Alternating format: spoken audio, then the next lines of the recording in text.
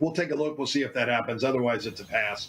2 more games to go, both Mountain West Conference games. Then we'll talk some Super Bowl props. South Point is also proud to provide a variety of relaxing amenities for the guests who want to be pampered. Soak up the sun and let your stress melt away in our lagoon-style paradise swimming pool. A relaxing getaway where you can bask in the desert sun and enjoy seasonal food and bar service poolside. And if you really want to escape, come to Spa Costa del Sur. From couple suites to a co-ed wet area, our spa caters to business and leisure travelers who want to unwind and elevate their senses. A visit to one of our spa's steam, sauna, or whirlpool treatment rooms will leave any guest feeling like they can take on the world. Our gaming amenities include over 60 table games and over 2,600 of the most popular slot and video poker machines. We have penny slots, including the popular Buffalo games, and real machines like Wheel of Fortune, Triple Sevens, and Megabucks. If you prefer video poker, try Deuces Wild, Double Double Bonus, or a variety of multi-denomination games. Or try your hand at one of the most popular casino table games in the world, Blackjack. Don't let the game intimidate you. Blackjack, also known as 21, is both easy and fun. And our dealers are always happy to assist. And the best part? Blackjack always pays 3 to 2. Next, check out the roulette tables. Roulette is one of the easiest casino games to learn, and so much fun to play. It's a favorite of both beginners and seasoned players. In addition to blackjack and roulette, our casino pit features over 60 popular table games like Baccarat, Pai Gow Poker, 3-Card Poker, Ultimate Texas Hold'em, and Mississippi Stud. So get out of your room and come join in the fun.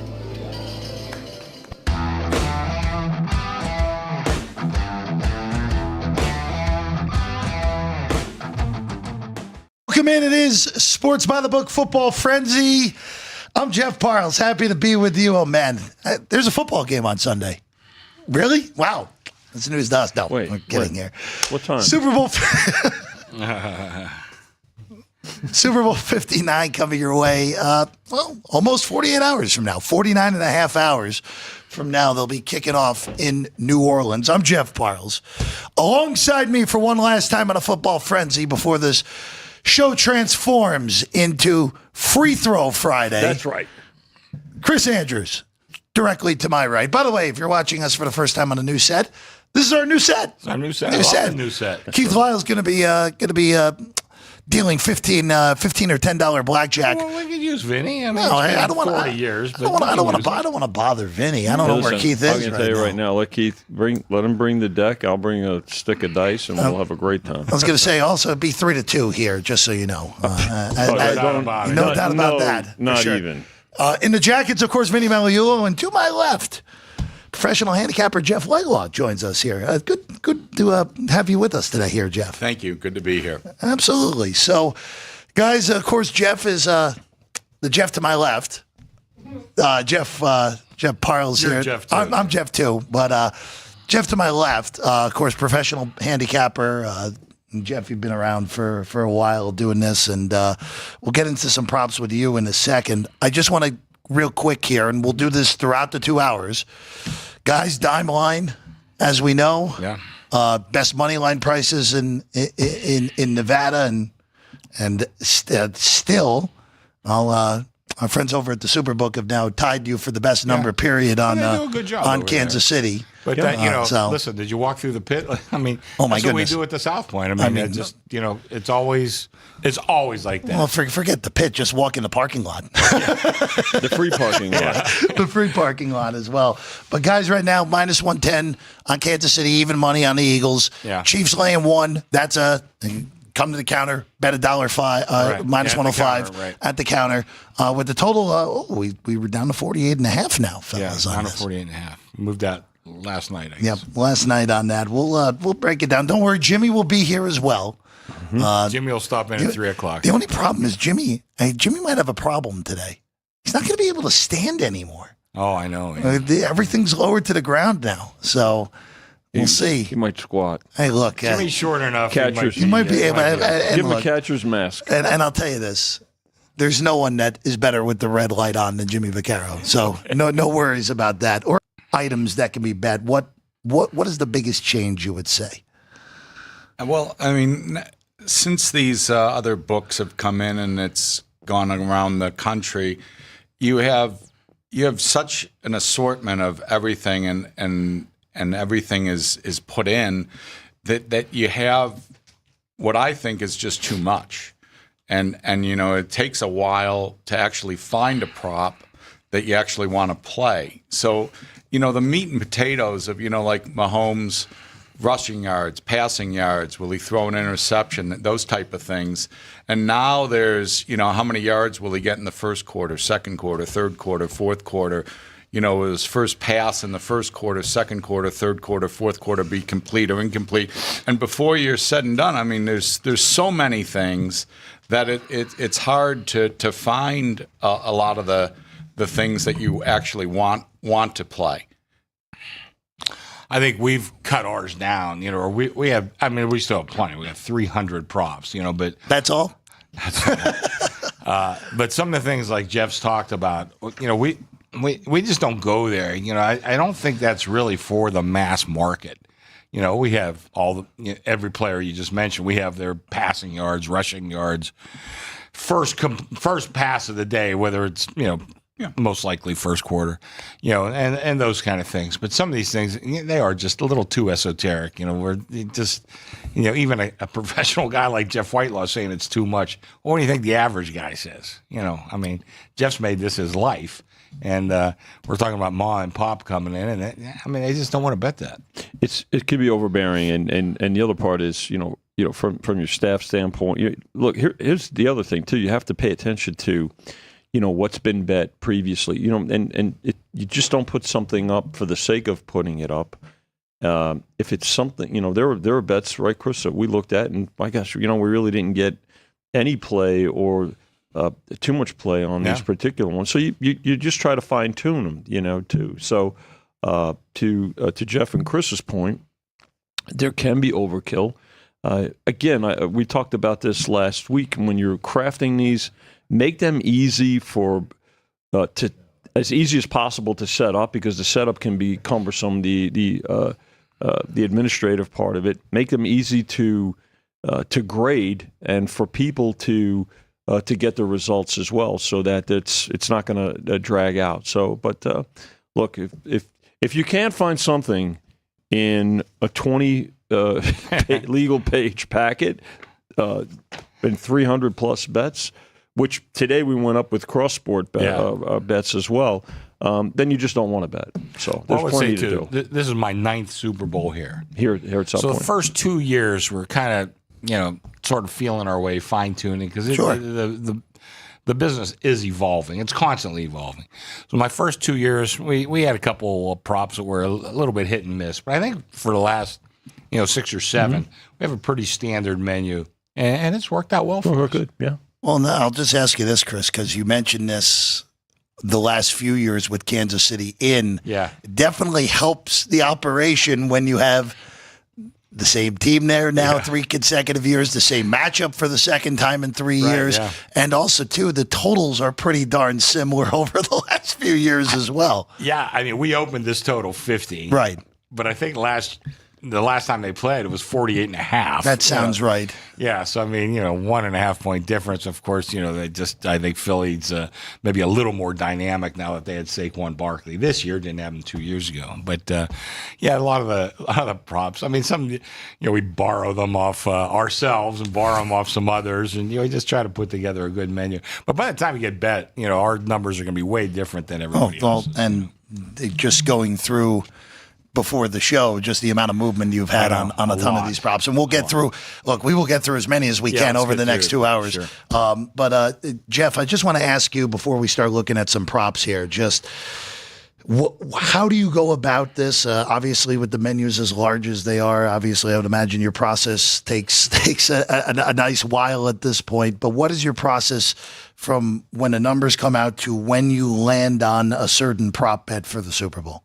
Well, I probably start Sunday, right after the championship games are over, and I start looking at the matchups, and then I sort of basically make my own numbers as to what I think the prices are on various things, and mainly most of the player props and various other things like that. And most of the things, longest field goal, shortest field goal, longest touchdown, shortest touchdown, those are pretty standard year after year. I mean, there's not much of a difference between a total of 54 and a total of 48 of what the longest touchdown will be. The shortest touchdown, again, that's a prop that I usually like to bet. I used to go under 1.5 minus 10.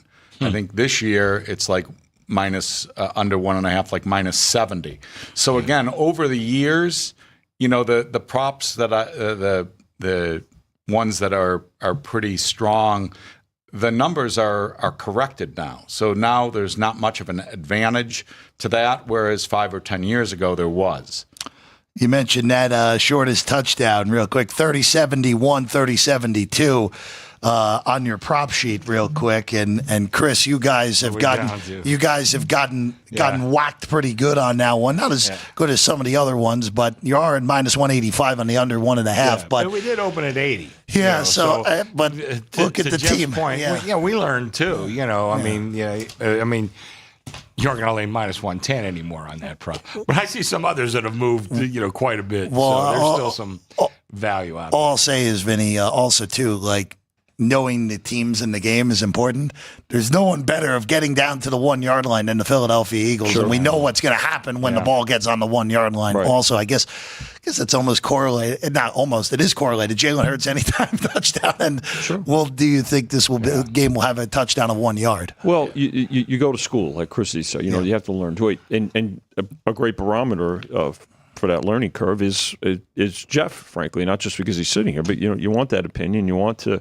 Because that he's doing his research, and we have to do our research too. So I think he brings up an important point too to bettors out there, especially folks that are looking to maybe do more of it and things.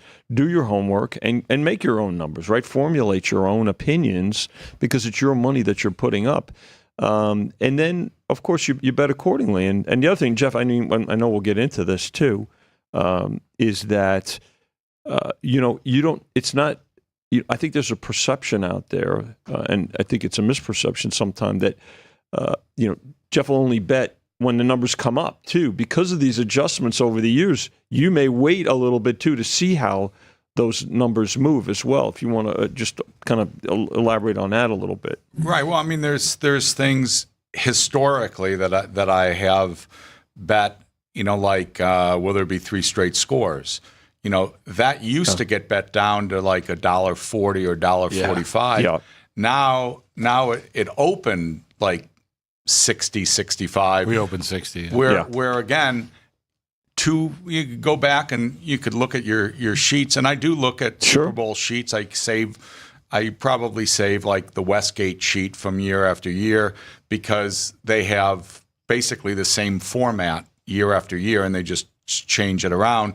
And I can sort of see what was the price, what did it get bet to. So you get an idea, and you can use any sports books sheet. But the thing is that a lot of the props, that were really good 10, 20 years ago are not they're adjusted now over the years. And I think again, there are still plenty of things that you can find. I like to find the matchups, and you try to look at like you try to look at like which receivers are going to be guarded by which cornerback, and try to figure out, like for example, Kelsey, who has historically done extremely well in the playoffs. Well, the Bills decided to double team him last week, or 2 weeks ago, and he barely got anything. So they basically said, well, we're not going to let Kelsey beat us. Right. So now again, do the Eagles duplicate that? Do they double Kelsey? And if they do, now Worthy has a big game. If they double Worthy, then Kelsey probably has a good game. So again, it's tricky. and you got to try to figure out what are the defense is going to do. I mean, you would think Spagnuolo is going to try to stop Barkley, and that's one of the props I bet. I bet Barkley's rushing yards under, his long yards under, and a few other things with Barkley, because I'm figuring Spagnuolo, being a great defensive coordinator, is going to try to stop Barkley, and basically, which is, again, if you were a defensive coordinator, well, what would you want? And I think he's better than all of us, so he's probably going to try to stop Barkley. And I figure, they'll make some adjustments and various other things, but in the beginning, like I bet Barkley under in the first quarter, because I'm figuring they're going to start off with an extra guy in the box. Probably. Again, I could be wrong. Maybe they're not going to play it that way, but that's what I'm betting on. Barkley right now, that's one that has moved here at the South Point. 114.5 on the opener, down to 112.5 on the total yardage. Barkley's first attempt also. Another quite a bit. That one, Chris, you opened 4.5 juiced over, and now that is Ryan. That's 33.41. That is now 3.5. It is minus 115 on the over, but it's not like the minus 134.5 at a bigger number. That's been hit to the under now. Well, when you're talking about numbers that low, 1 yard means a lot. Gigantic. Yeah, it's big. Half. Yeah, even a half, right? Yeah. So, that's but I do have to laugh, though, because I was going through just a prep for the show, and we have so much overbet on so many things. I'm sure. Touchdowns, yes. Frank came in and hit you hard. And I know I watch that ESPN show almost every morning, Get Up, and they'll ask more or less, 1.5 touchdowns for Mahomes, more or less, 112 yards for Barkley, more. Everything's more. And, I sit there and kind of laugh at it. And I said, boy, I'd love to book these guys. I wish the one, and what we mentioned him a couple of times, our good friend Joe Fortenbaugh. Listen to Fortenbaugh. Fortenbaugh is pretty sharp, and he's just not telling you more. But, that's just the general public. They're betting more. And, somebody's going to score a touchdown. But I always said, too, if somebody, let's say Kelsey, Barkley, if somebody has 2 touchdowns, man, I'll tell you what, because we only have not how many touchdowns, but will they score or won't they? If somebody gets 2, boy, that really knocks out a lot of the rest of the props for that. So, that's just part of the strategy. But, people like to, if you're going to root for Barkley, you're going to root for him to get a touchdown. You got all the way till the fourth quarter to get that. So that's what a lot of people root for, and we understand that when we put out our numbers. And Barkley, you guys opened on will Barkley score a touchdown? 33.53. You opened at minus 240. People actually did bet the no on that, actually. From $2 to plus 180 on the no, now minus 210 on the yes on Saquon. I'm okay with that one, because when we were putting together the numbers, we kind of saw what was out there. I said, man, pardon me, thinks Barkley yes should be like $4. I don't mind needing Barkley in that position. I really don't. Not a bad way to do about it. Jeff, go ahead, Jeff. That opened 240, 190 is high, so it was probably a scalp. So they probably took the 90, and I know I laid 75 on yes. So. So, again, it opened a little lower. And again, I laid 75 because I think it's low. I agree more with the South Point number. And, again, everybody puts their own opinion into these. And then the public on Saturday and Sunday will now get involved and push some of these things to where – there's a play like, a lot of the things that, will there be a safety? Will there be overtime? Historically, the public, is going to bet a little bit to win a lot. And especially with Kansas City, they play a lot of close games. They already took a safety, to make the game fall 9 in against the Texans. So, again, you're taking 8-9 to 1 on a safety or something. You put up a little bit to win a lot. And it's always going to be something. And so, again, I usually wait, and I'll bet the no's on those against the public when they get low enough. And you'll shop, like you said, Jeff. Yeah, that's and if they don't get low enough, I'll just skip it. Because, the right price, is somewhere in the 10-to-1 range, 11-to-1 range. So if it gets down to, $7.50, $8, which a lot of times it does, that'll be enough of an edge for me to jump in. And if it doesn't get that low, no big deal. There's plenty of other ones. Jeff, what else are we looking at in this game prop-wise for you? Well, some of them that I played, I don't think either quarterback has thrown an interception in 7 or 8 games. So I played both Hurts and Mahomes both to not get a interception, and I also played under 1.5 interceptions, I think minus $1.50, somewhere in that area. I played Eagles under 5.5 players with a reception. In the playoffs, I think that majority of the time it's come 5. They don't really spread it out too much. They use their main guys, and there's another one. I've played so many props, but one I like also is the Chiefs under 4.5 players with a rush attempt. They've been, you have your basic 3, the 2 running backs and Mahomes, and then you have Worthy to get a reverse, and I think they've used him in the playoff games. I think he's gotten 3 reverses, and they haven't used anybody else. And really, why would they?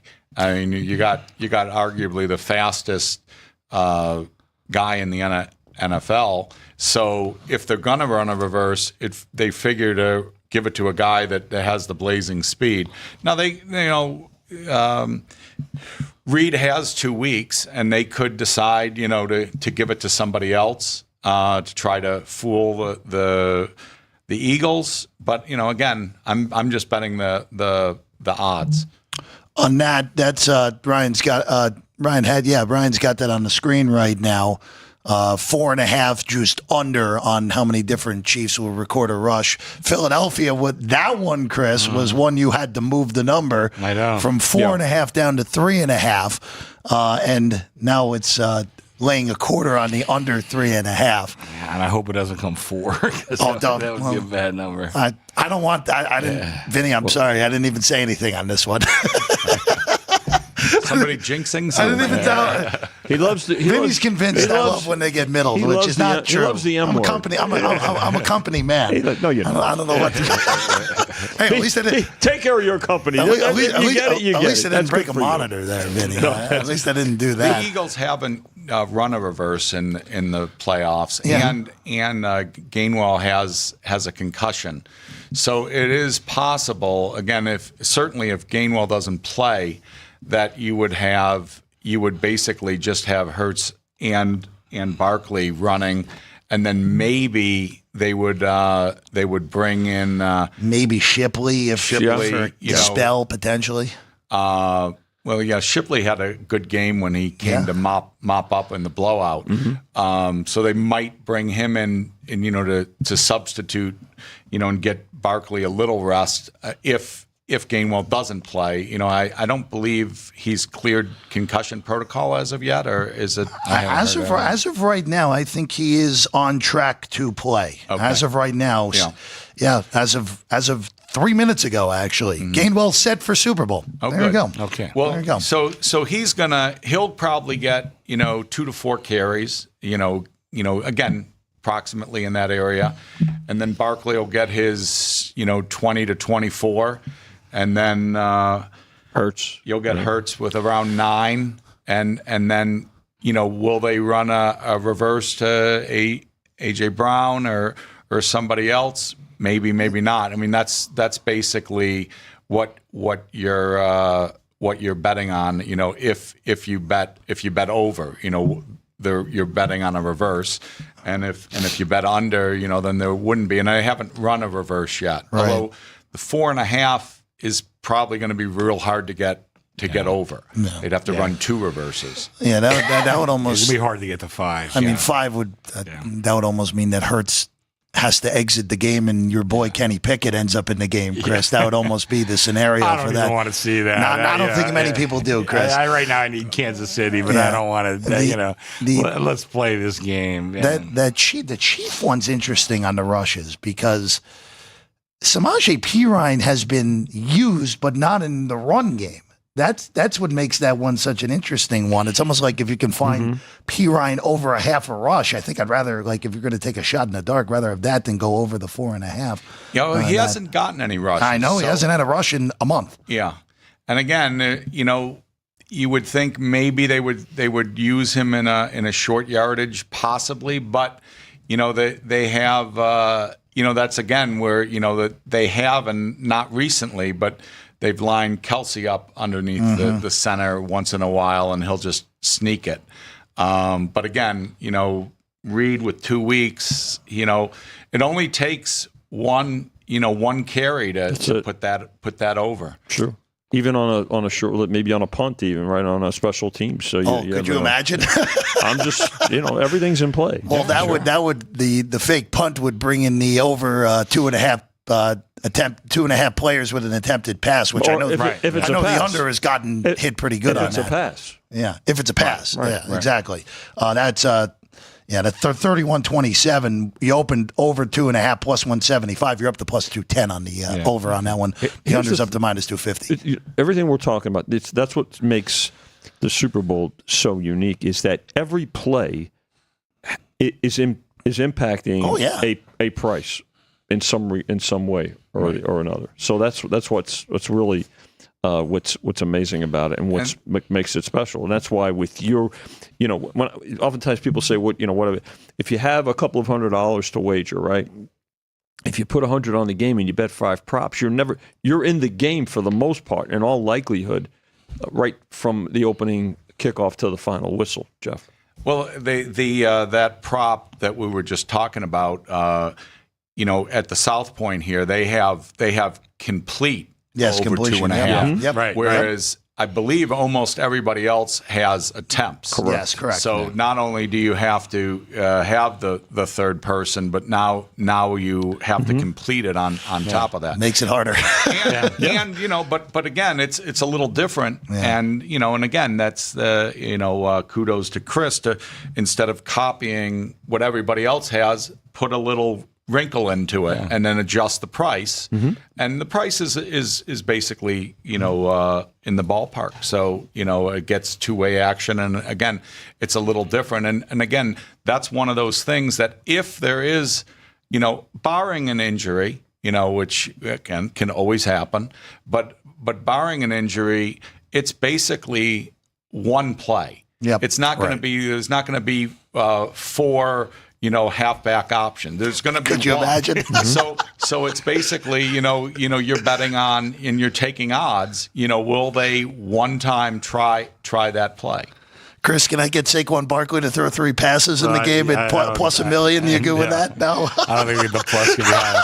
But like Jeff was saying, though, we don't mind being a little different. Oh, yeah. We don't mind. We like that.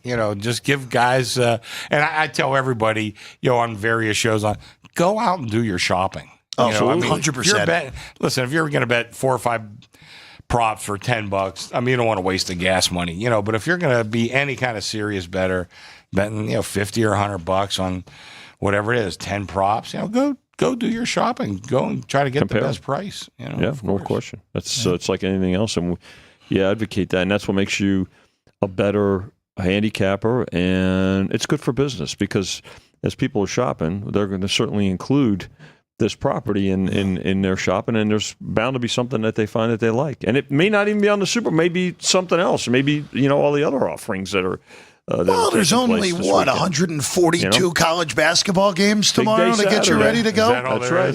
I think I might have shortchanged it, honestly. Well, but then multiply that by 3 because of first halves and half times. Yeah. So you also have a good one tonight in stores with St. John's and UConn to get the weekend going. We got the Waste Management. It's a pretty good golf tournament. Yeah, it is. Absolutely. Yeah, well, you can have a beer or two with that, Chris. Chris, to say the very We least. go to the 16th hole. Oh, hey, look! At some point, I will do it. It will not be this year, though. You I know, can in tell you Reno, that. they have one. You know, it's not a big tournament, but a beautiful golf course, and they set it up for their 16th hole there too to have. And I've been invited. In my years in Reno, I got invited to that a couple of times. Sure, was a blast. It was fun. Jeff, before we let you go, just any other advice for, let's say, someone's watching us, just walking through property right now, and you know what, they've $100 in their pocket, and instead of going to the pits, want to go to the counter. Someone who's never bet the Super Bowl before, what piece of advice would you give a first-time Super Bowl bettor? Well, I would say what Chris said is to shop around, and Vinny, because a yard here, a yard there can make the difference. But again, for somebody that's betting a small amount, just have fun and enjoy and find something that you like, and then that'll give you something to root for. I favor the game under, so I'm playing a lot of things towards the under. So again, it's sort of it's difficult because a lot of the player props are pretty good this year. I think they're all very close, but I like things leaning towards the under, under on like touchdowns. I think there's like 5.5, and you might be able to go under like even money or something like that, and things towards the under.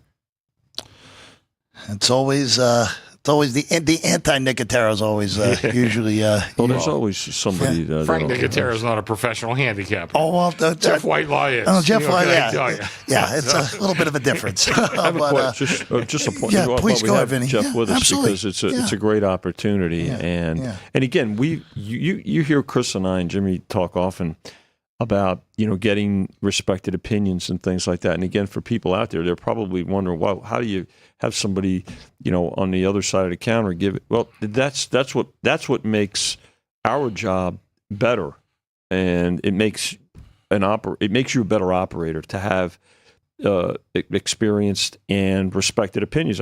Full disclosure, there are times when we're thinking about something, and I'll ask Jeff's opinion ahead of time. Listen, here's what we're thinking. Not a price, but what do you how do you like it? And it's a valuable piece of information, and it helps make the you as an operator better. So again, it does not have to be adversarial.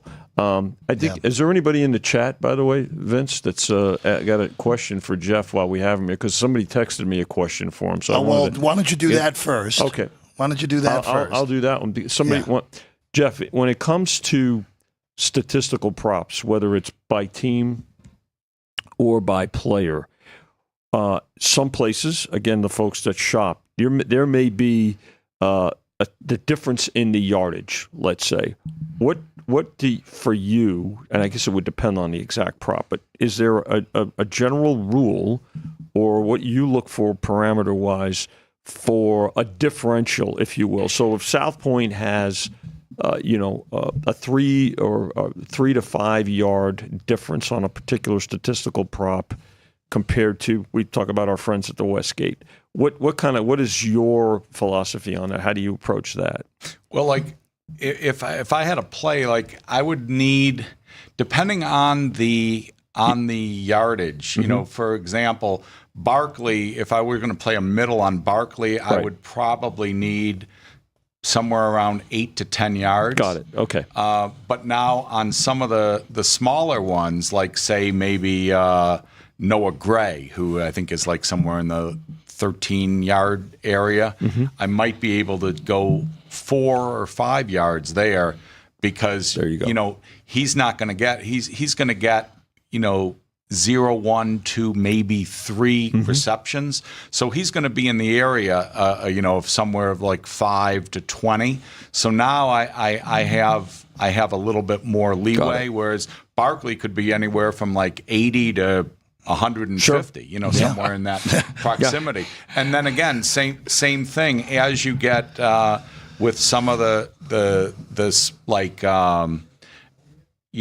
Where some of the running backs, even like the quarterbacks, like Mahomes, who's like around 29.5, is it, or 39? Right now, Patrick 29. Mahomes' rushing yards, just want to get you the up-to-date number on Mahomes' rushing Get yards. the current. You are at 30.5 behind us right now. That's 33.09 Right, on so your 30 sheet. and a half.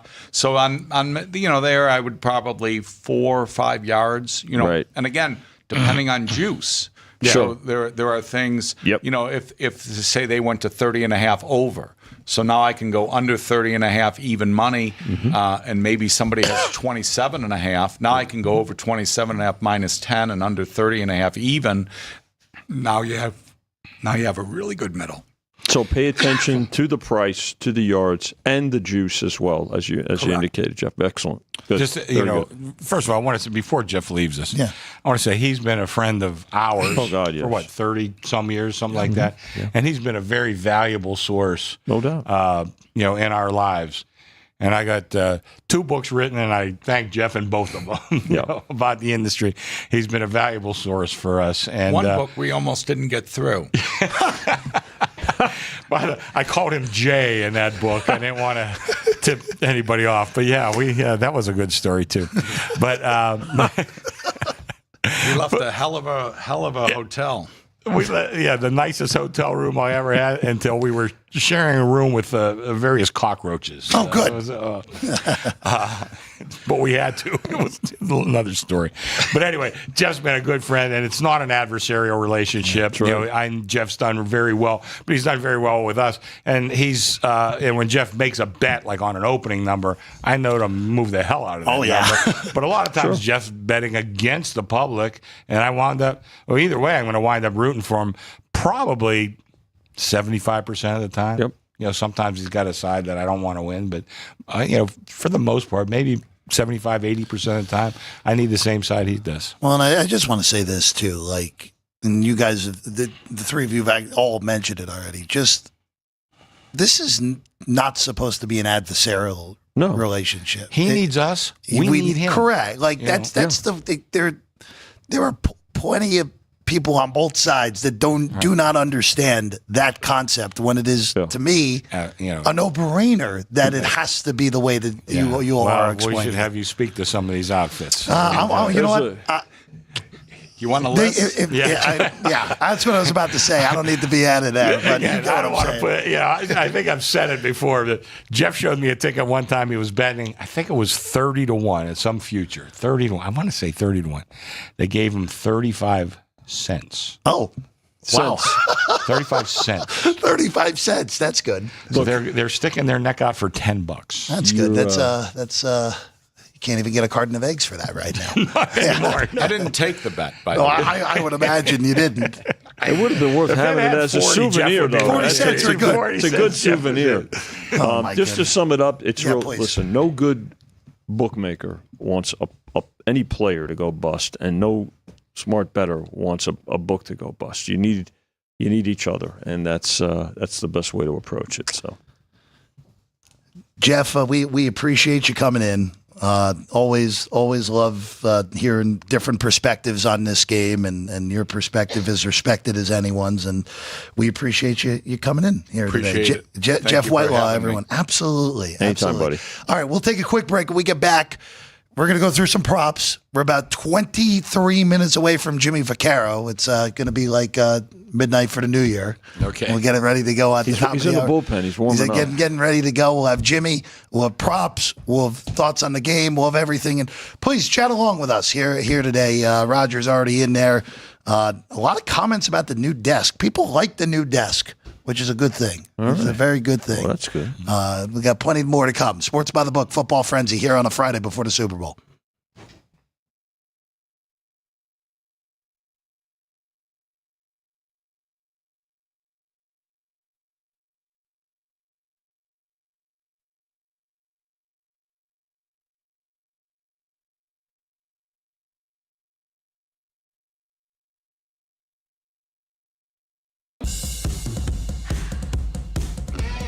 South Point offers all the types of entertainment you'd expect at a first-class Las Vegas resort. Did you know our 400-seat showroom is one of Las Vegas's top destinations for live entertainment? Enjoy live performances by classic Vegas entertainers, bands, and today's hottest comedians, plus a rock and dance floor. You can also enjoy live entertainment at the Grand View Lounge, where you'll feel all the vibes of old Las Vegas. Enjoy the music, and if you love to laugh, don't miss The Dirty at 12:30, our very own free comedy show. Every Friday night at 12:30 a.m. in the Grand View Lounge. The Dirty is 100% free, so arrive early. Go to southpointcasino.com or call the box office at 77136 for today's performances at the showroom and the Grand View Lounge. When you're ready for your favorite cocktail, stop in and unwind at one of our 7 specialty lounges. There's a bar around every corner, because you're in Vegas, baby. South Point Casino has plenty of attractions for the whole family. Catch a movie. Our 16-screen movie theater includes 2 XD Extreme screens for the ultimate in viewing, sound, and luxury. After the show, treat the family to a variety of treats at our old-fashioned ice cream parlor, Kate's Corner. We scoop up a variety of creamy concoctions, including smoothies, hand-dipped cones, milkshakes, malts, sodas, and sundaes. At Kate's, there's something for everyone. And if you've still got time to spare, our bowling center might be right up your alley. Voted Best of Las Vegas, it's a great place for friends and family fun. 64 lanes, a pro shop, snack bar, and arcade. And while the kids are bowling, you can play slots and sip on a drink in the Alley Cat Lounge while overlooking the lanes. For our more serious and professional bowlers, the South Point is also home to a separate tournament bowling plaza.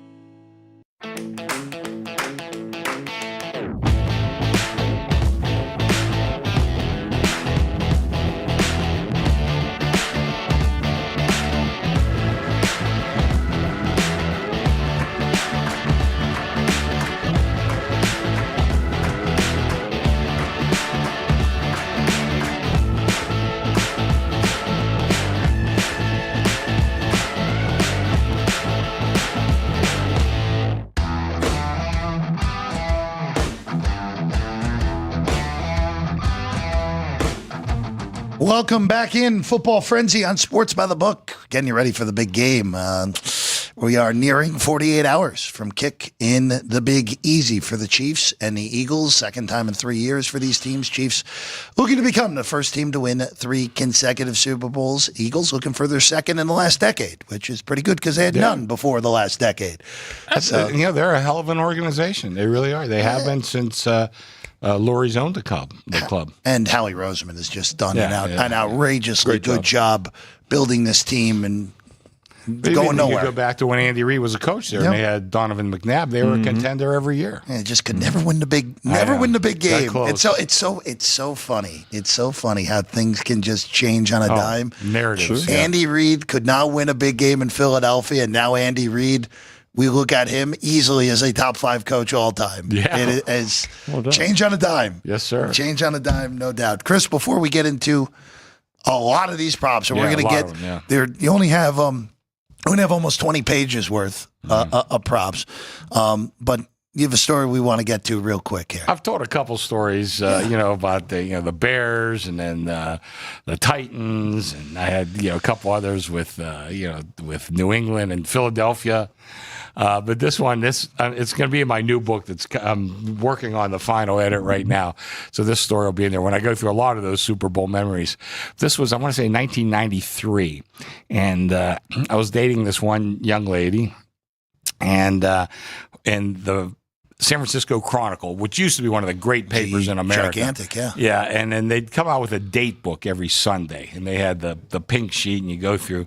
Anyway, we'd gone to San Francisco a couple of times, but she'd come into my office usually on Monday after wow, somebody hit something. Wow, we normally don't hear much of anything in here, and that was...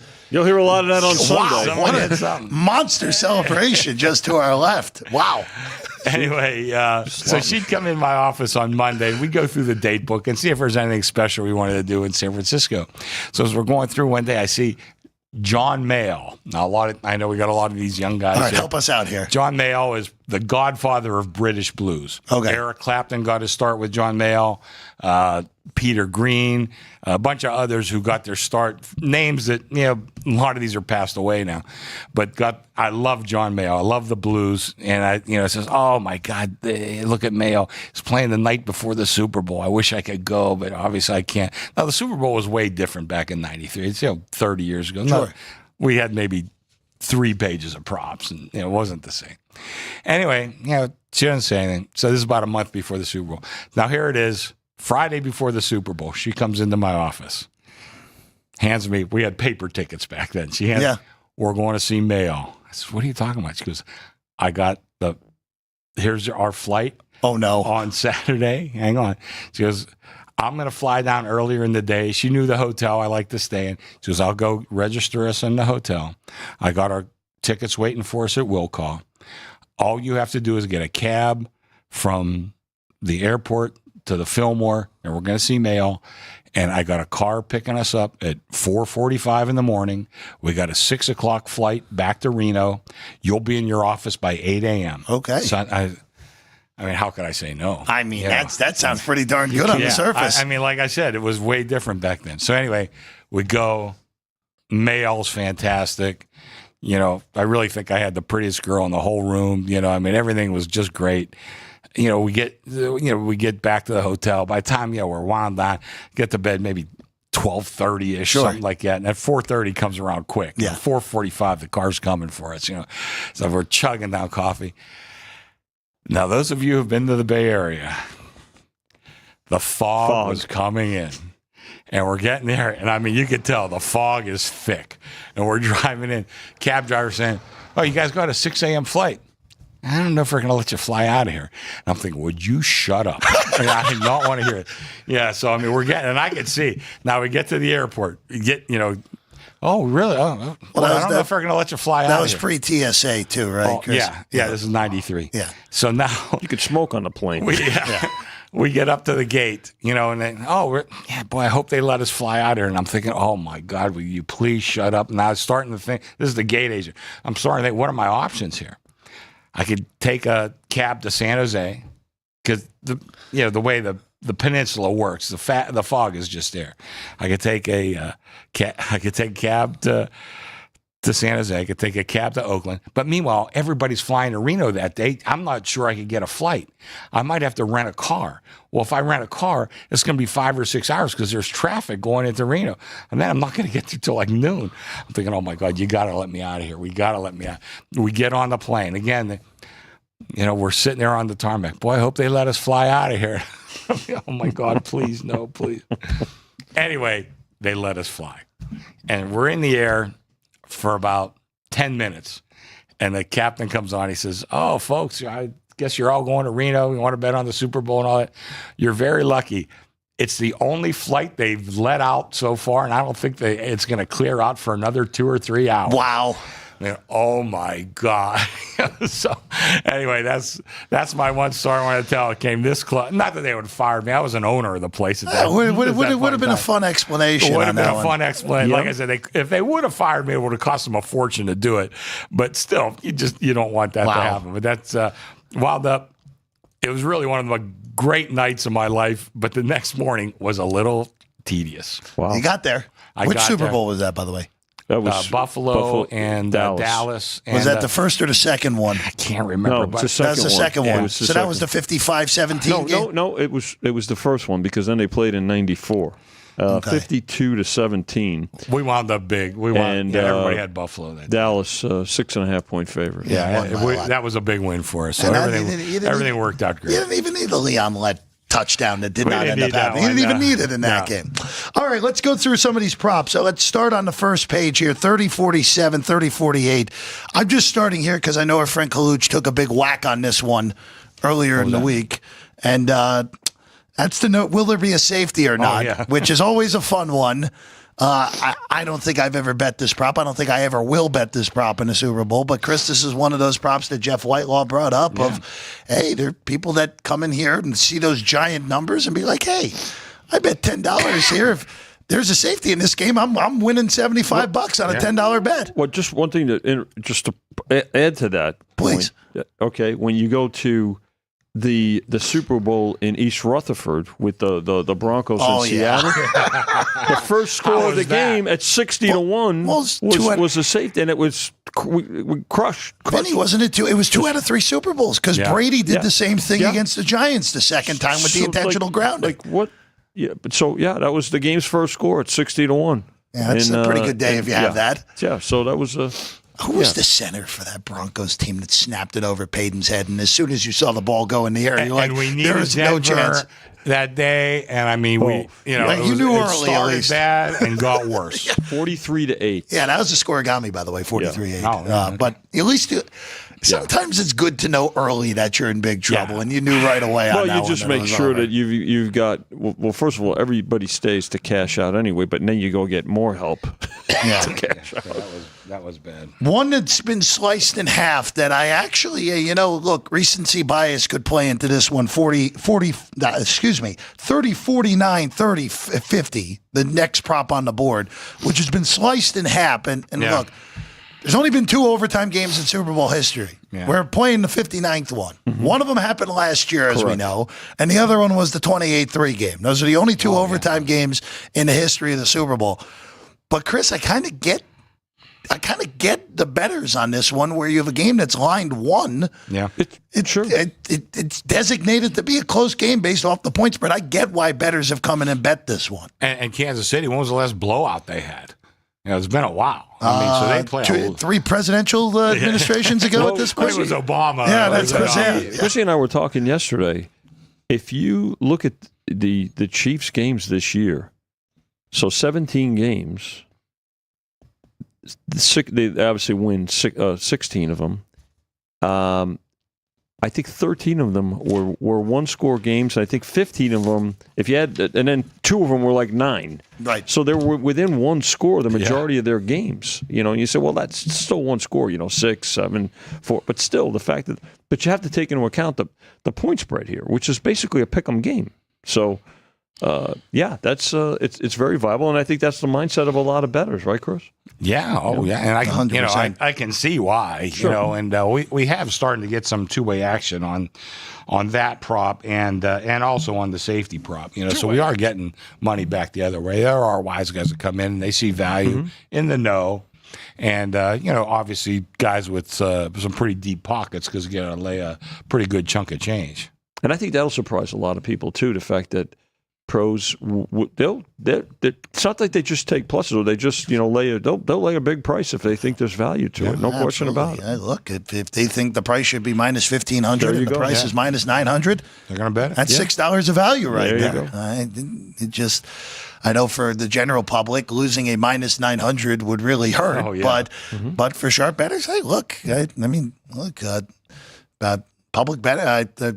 Sharp bettors have lost on 1 seeds on the money line. Like it has happened and plenty of times in the past.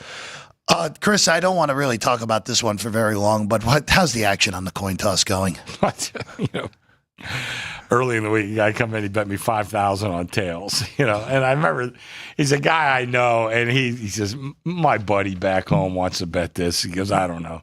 I says, well, I might wind up rooting for him by post time. And since then, I've got about 2,500 back on the heads. So we need tails almost every year. This year might be a little different, but that's instant gratification. Yeah. No thanks for me. That's all I'll just say. No thanks. I'm struggling enough not to lose prop bets during the game. Let's not start before the game. You have an IQ over 85. So that's, I'm gonna resist the joke that I just had pop into my head. I'm good. Okay. All right. Let's go to 3061, 3062 on your card because, Chris, I'm gonna go to ones that are popular. Plus, we've seen some movement on a little bit. Sure. This is not a lot of movement, but this is a little bit interesting to me. The first score of the game will be a touchdown or any other score. People they bet the any other score, so that would be the field goal or safety, mixed in there. And then the touchdown, so minus 175 on the open, down to $1.60 on the touchdown in this one, plus 140 now on the take back on any other score. Well, a lot of those opening scores are field goals, but probably less than you think. They do often come with a touchdown. So that's why we made the price. I thought the price was good, but of course, we got one move, a move and a half, so we're not particularly stuck on this one. But I'm okay with this one. Yeah, I think it's. Yeah, I actually liked your opening price. A little bit better, more. So, it wasn't one that was going to make my card. By the way, I always go through it the 1 week before the game exactly. Go through everything. My initial list had 61 potential props. I will not play 61 props. I can tell you that. I likely play 10. That's usually the way that it goes. At least on my list. I know you love my business with 61. Oh, sure. I hope everybody has 61 props. Don't be so hard on yourself. Look, I know I'm not alone on that for sure. 3065 is up next, and Jeff Whitelaw brought this up. You and I talked about this on Monday, Chris. One that always gets bet. Will either team score 3 times unanswered? And there you go. No extra points, no 2-point conversions mixed in this. This is touchdown, field goal, safety. You're on the opening price still. You're still minus 160 on the yes, plus 140 on the no. Well, I could have moved it. I don't want to. Okay, fair enough. They're betting me the no on this one. But, I had a guy explain this to me years ago when I first started looking at this prop. He says, you have to remember, that first score, that's a gimme. You just got it. So now you need 2. Right. So you really need, you might as well just put down, of course you can't do it that way, but in your mind, it's 2 straight scores, not 1, 2. Because like I said, you just got the 1. They just handed you 1. So 3 straight scores, 3 unanswered times, or however you want to label it, is usually the wise guy's side. Of course, it doesn't win all the time. What was might have been last year's Super Bowl? It did not win, or maybe 2 years ago. I think it cashed last year. Yeah, it might have been 2 years ago. I remember 2 years ago, something like that. But again, to Chris's point, it doesn't always win, but that's the right side. Every time somebody scores, you're right there again. It just rolls. It's like a rolling. It's a rolling pin, rolling ball, bowling ball, right down the hill, 100%. 30-67 first. I'm just curious, Chris, on this one. Will there be points scored in the last 2 minutes of the first half? It's right on the opener, minus 320 on the yes, plus 260 on the no. I feel like for people that are coming in and be like, like the maybe not following it all year, maybe very casual football fans, I don't think that a lot of people would gravitate to the no on this one, because I think a lot of people do realize, they're going to kick a field goal at the end of the half if it's if they get in range. Like, this is one of those where I don't see a lot of square action coming in on the no in comparison to some other plus prices that are on the board. Well, this is another interesting prop. When we first started booking this as an industry, 20, 25 years ago, something like that, the price was like $240 on the yes. Too low. And then it's too low. We got tired of getting clobbered every year on the yes. So now we're up to $320, which I think is a reasonable price. I think yes is obviously a big favorite, but there's times when it doesn't show up. And I'll tell you the one I remember very well, because I made a pretty big bet that there would be a score in the final 2 minutes. It's when Kurt Warner took the Cardinals down to the 1 yard line. And, of course, I needed the Steelers for the game, but I had probably a bigger bet on score in the last 2 minutes. I'm thinking, all right, Kurt, just get him in the end zone, and I'll worry about the Steelers for the second half. Of course, he quite a range of emotions on that play, Chris. It's 100-yard pick six, and even when Harrison got tackled, he was in the end zone by this much. So I won that bet, and of course I won the Steeler bet and everything else. And but even then I was rooting for just get him in the end zone. I'll worry about the Steelers the second half. But you needed that score, or else they would not have scored in the final 2 minutes and came this close to not happening. Which was also the defensive yes. I mean, only the one of the only one of the 3 best plays in Super Bowl history, and boy, a lot of money changed hands on that one because Arizona was going to win the first half as well. Right. I didn't have that. When Chris said it was about 240, 250, we thought it would be enough because let's face it, right? Whoever has the ball, whatever the situation, whatever the score in the game is, whoever has the ball last is trying to put points on the board going into the locker room. So, we had to make adjustments to it. So we've had to learn over the years with the way these get played. It's not just about how what the results, you have to take into account. It's how they're getting played. And it's just like anything else with we're talking about also how we needed the Chiefs for the majority of the season. It's still, it doesn't mean that you're going to lower them precipitously to a point where it's, absurd either. It's pretty funny that that Harrison play was the only defensive touchdown of James Harrison's career also. Oh, is that right? And pretty darn good time to have it as well. I couldn't think of a better time. That's pretty good. 30-69, 30-70 here. This is one you've gotten hit on pretty good. And you know what? This one's a little bit interesting. A little interesting to me on this one, where what's the last score of the game, excluding the point after a 2-point conversion? Touchdown, you open this at -110 both sides. Yeah. Touchdown or any other score. Touchdown's gotten whacked here up to $1.90, +170 on the takeback for any other score. I'm going to be honest with you. I know last year was a walk-off touchdown.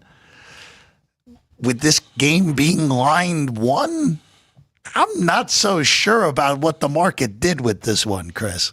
There's some of them when I look at, and I was just talking, because usually Ashley and me put these together. I said, boy, we've got to take some notes here. The couple I think we really did wrong.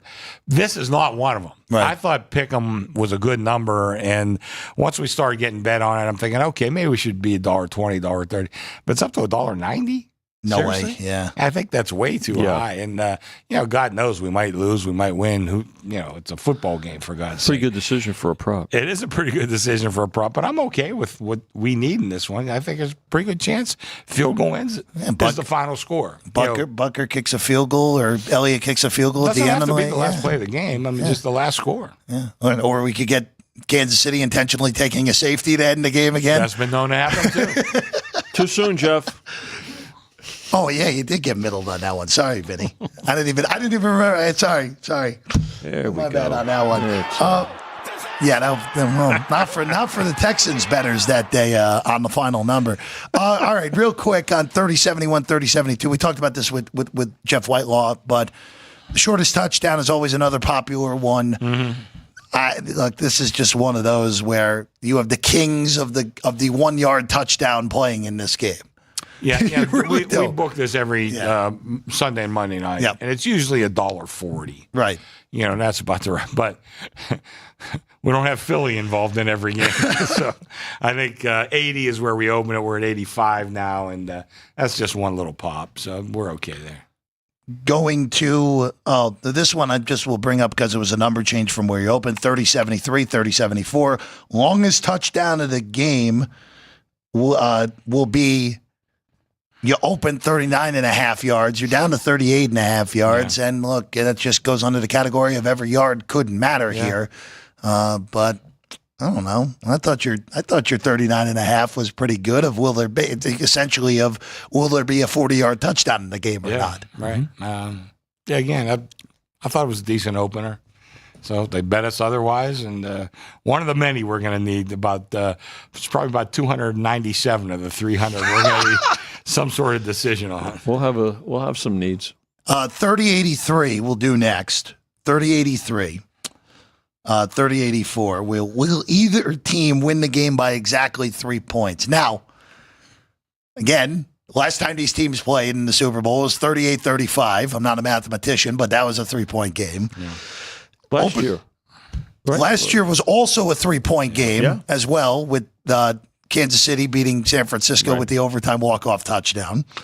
The year before 3 also? Was Bengals Rams 3 also? The Rams 23-20. Yeah, so we've had 3 games so 3 in a row. consecutive threes. Correct.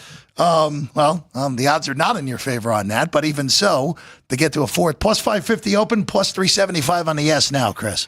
That might be one we made a mistake on. But I don't want this to fall 3. But usually we have some threes have been a number, for the game, and it's not the situation here. So we tend to maybe have looking for a lot of no money. Anyway, we'll see what happens. I think we're probably in the right frame right now, because how many games, what's the percentage games falling 3? Was it like 16%, something like during that? the course of the season? I have to double check that, but it's between 15 and 20 now. Yeah. So it's about 16%. So, I mean, I think it was okay, the opening number, but I could see where people would bet the yes. Just, what would we say, three years in a row? 3 years in a row. And these two teams. You got a close game here with, So, that's entering into the handicap or the betting, at least, by the bettors. I want to hit two more before we bring Jimmy in, who's standing in the green room, better known as the ramp right next to our studio. First turnover of the game will be, Chris, we talked about this actually when you guys opened this, and it's interesting because normally Super Bowl pricing on this 3087, 3088, normally Super Bowl pricing is where it's at now of where you opened. But Jeff Whitelaw made the point. Neither of these guys have thrown an interception. It was before Thanksgiving the last time both of these guys threw a pick. Hurts was the first week in November. Mahomes was that Buffalo game. So I get the market betting this, that you open plus 105 on the interception, minus 125 on the fumble. I get it going from minus 140 on the pick, plus 120 on the fumble, but tread a little carefully here on this one, especially at the worst of the number if you're taking interception. You got two guys who just don't throw them right now. And this was one we looked at, and we saw the same numbers you did. These two guys have not thrown many interceptions, and I think Hurts has one since their bye. That's correct. So I mean, boy, and I think Philly has a habit of punching at the ball, and we just thought a fumble was much more likely. So I thought we opened the right number, but evidently the handicappers think otherwise. That one of those numbers you're okay with needing fumble? I would say so. Yeah. Somebody will take 20. Yeah. And then one last prop here before we get Jimmy in. I just want to, this is one where, look, according to everyone on Twitter, they're going to call 14 roughing the passers on Philadelphia, but that's not what the betting market. I only need one. Yeah, I know you only need one, but that's not what the betting market says. You open plus 130 on the yes, there will be one. Minus 150 on the no. That's not the case anymore. No, minus 230. Yes, you're nearing $2 at plus 195 on will there be a roughing the passer penalty in this game, Chris. Ron Torbert, by the way, your referee in this game. Well, I don't know what that matters, but we need one. I do need one roughing the passer penalty here. And it always seems like there's a lot of them because it seems like they come up at very inopportune times for the defense. But, I don't know. We probably opened it a little low, but I definitely need one here. So we'll see what happens. So judgmental. It's look, that's where too. We're looking for the threshold to for somebody to take the plus 95 at this point. At some maybe it's $2. I don't know, but somebody will bet it. I mean, it's not just going to. We'll have a decision, but it's not like it's just going to be all one way. Somebody will take. All right, we'll take a 1 minute break. We get back. Jimmy will join us. Stories, more props. Our thoughts on who's actually going to win the game. We're going to hold that for the end of the show as well. Kansas City right now, a 1-point favorite against Philadelphia for the big game. 48.5 your total right behind us here at the South Point. Back with more Sports by the Book, Football Frenzy.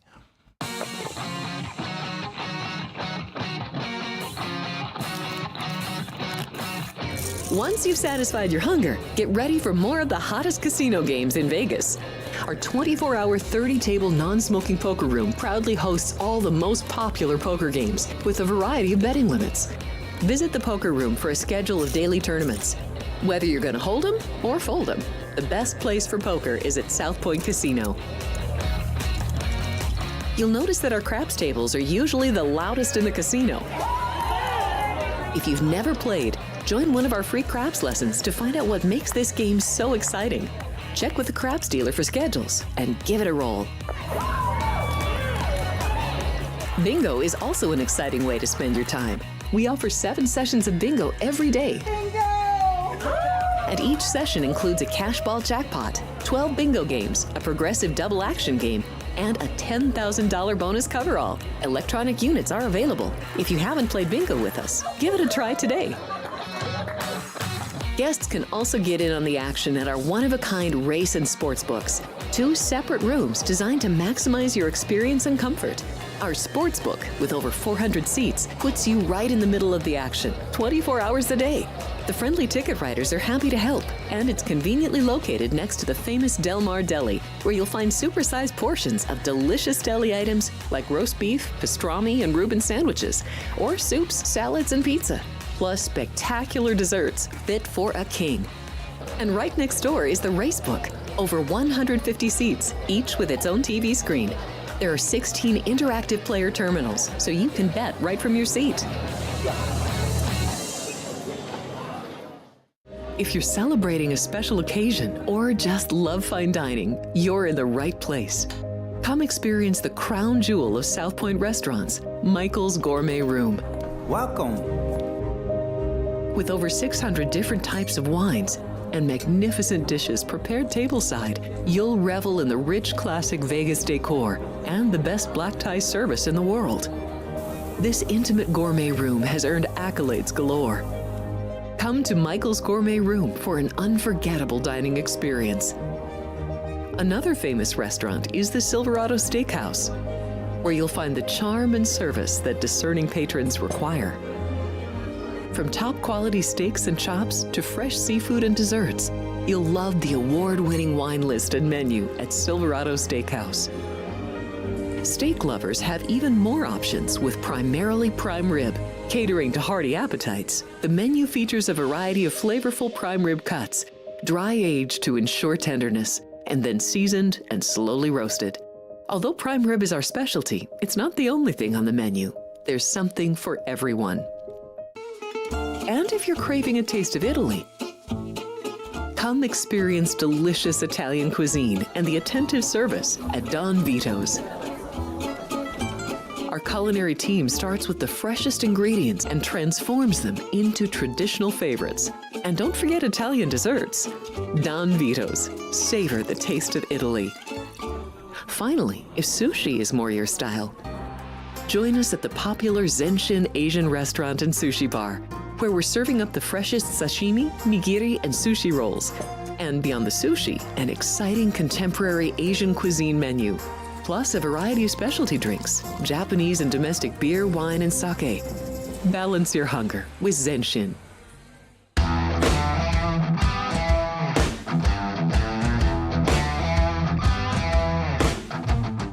We're back in. It's Football Frenzy, the week of the Super Bowl, the Friday before. We're going to hit that 48-hour mark during the show, by the way, fellas. Yeah. We're 48 hours and 20 minutes from right now. They'll be kicking it off in New Orleans between the Eagles and the Chiefs. I'm Jeff Parles. Chris Andrews is here. Vinny Magliulo is here. And to my left, the one and only Jimmy Vaccaro. How you doing, kid? I'm doing great. Let me run this by you real quick. Go I was for just it. reading the paper, the Las Vegas Review-Journal, and everybody out there who works hard, listen up.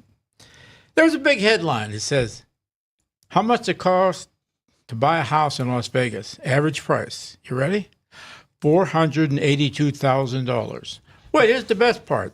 That was last year. Now they're $485,000 to buy a house. Now, when I came, I stayed near the showboat, and the room was like $1.50 a night.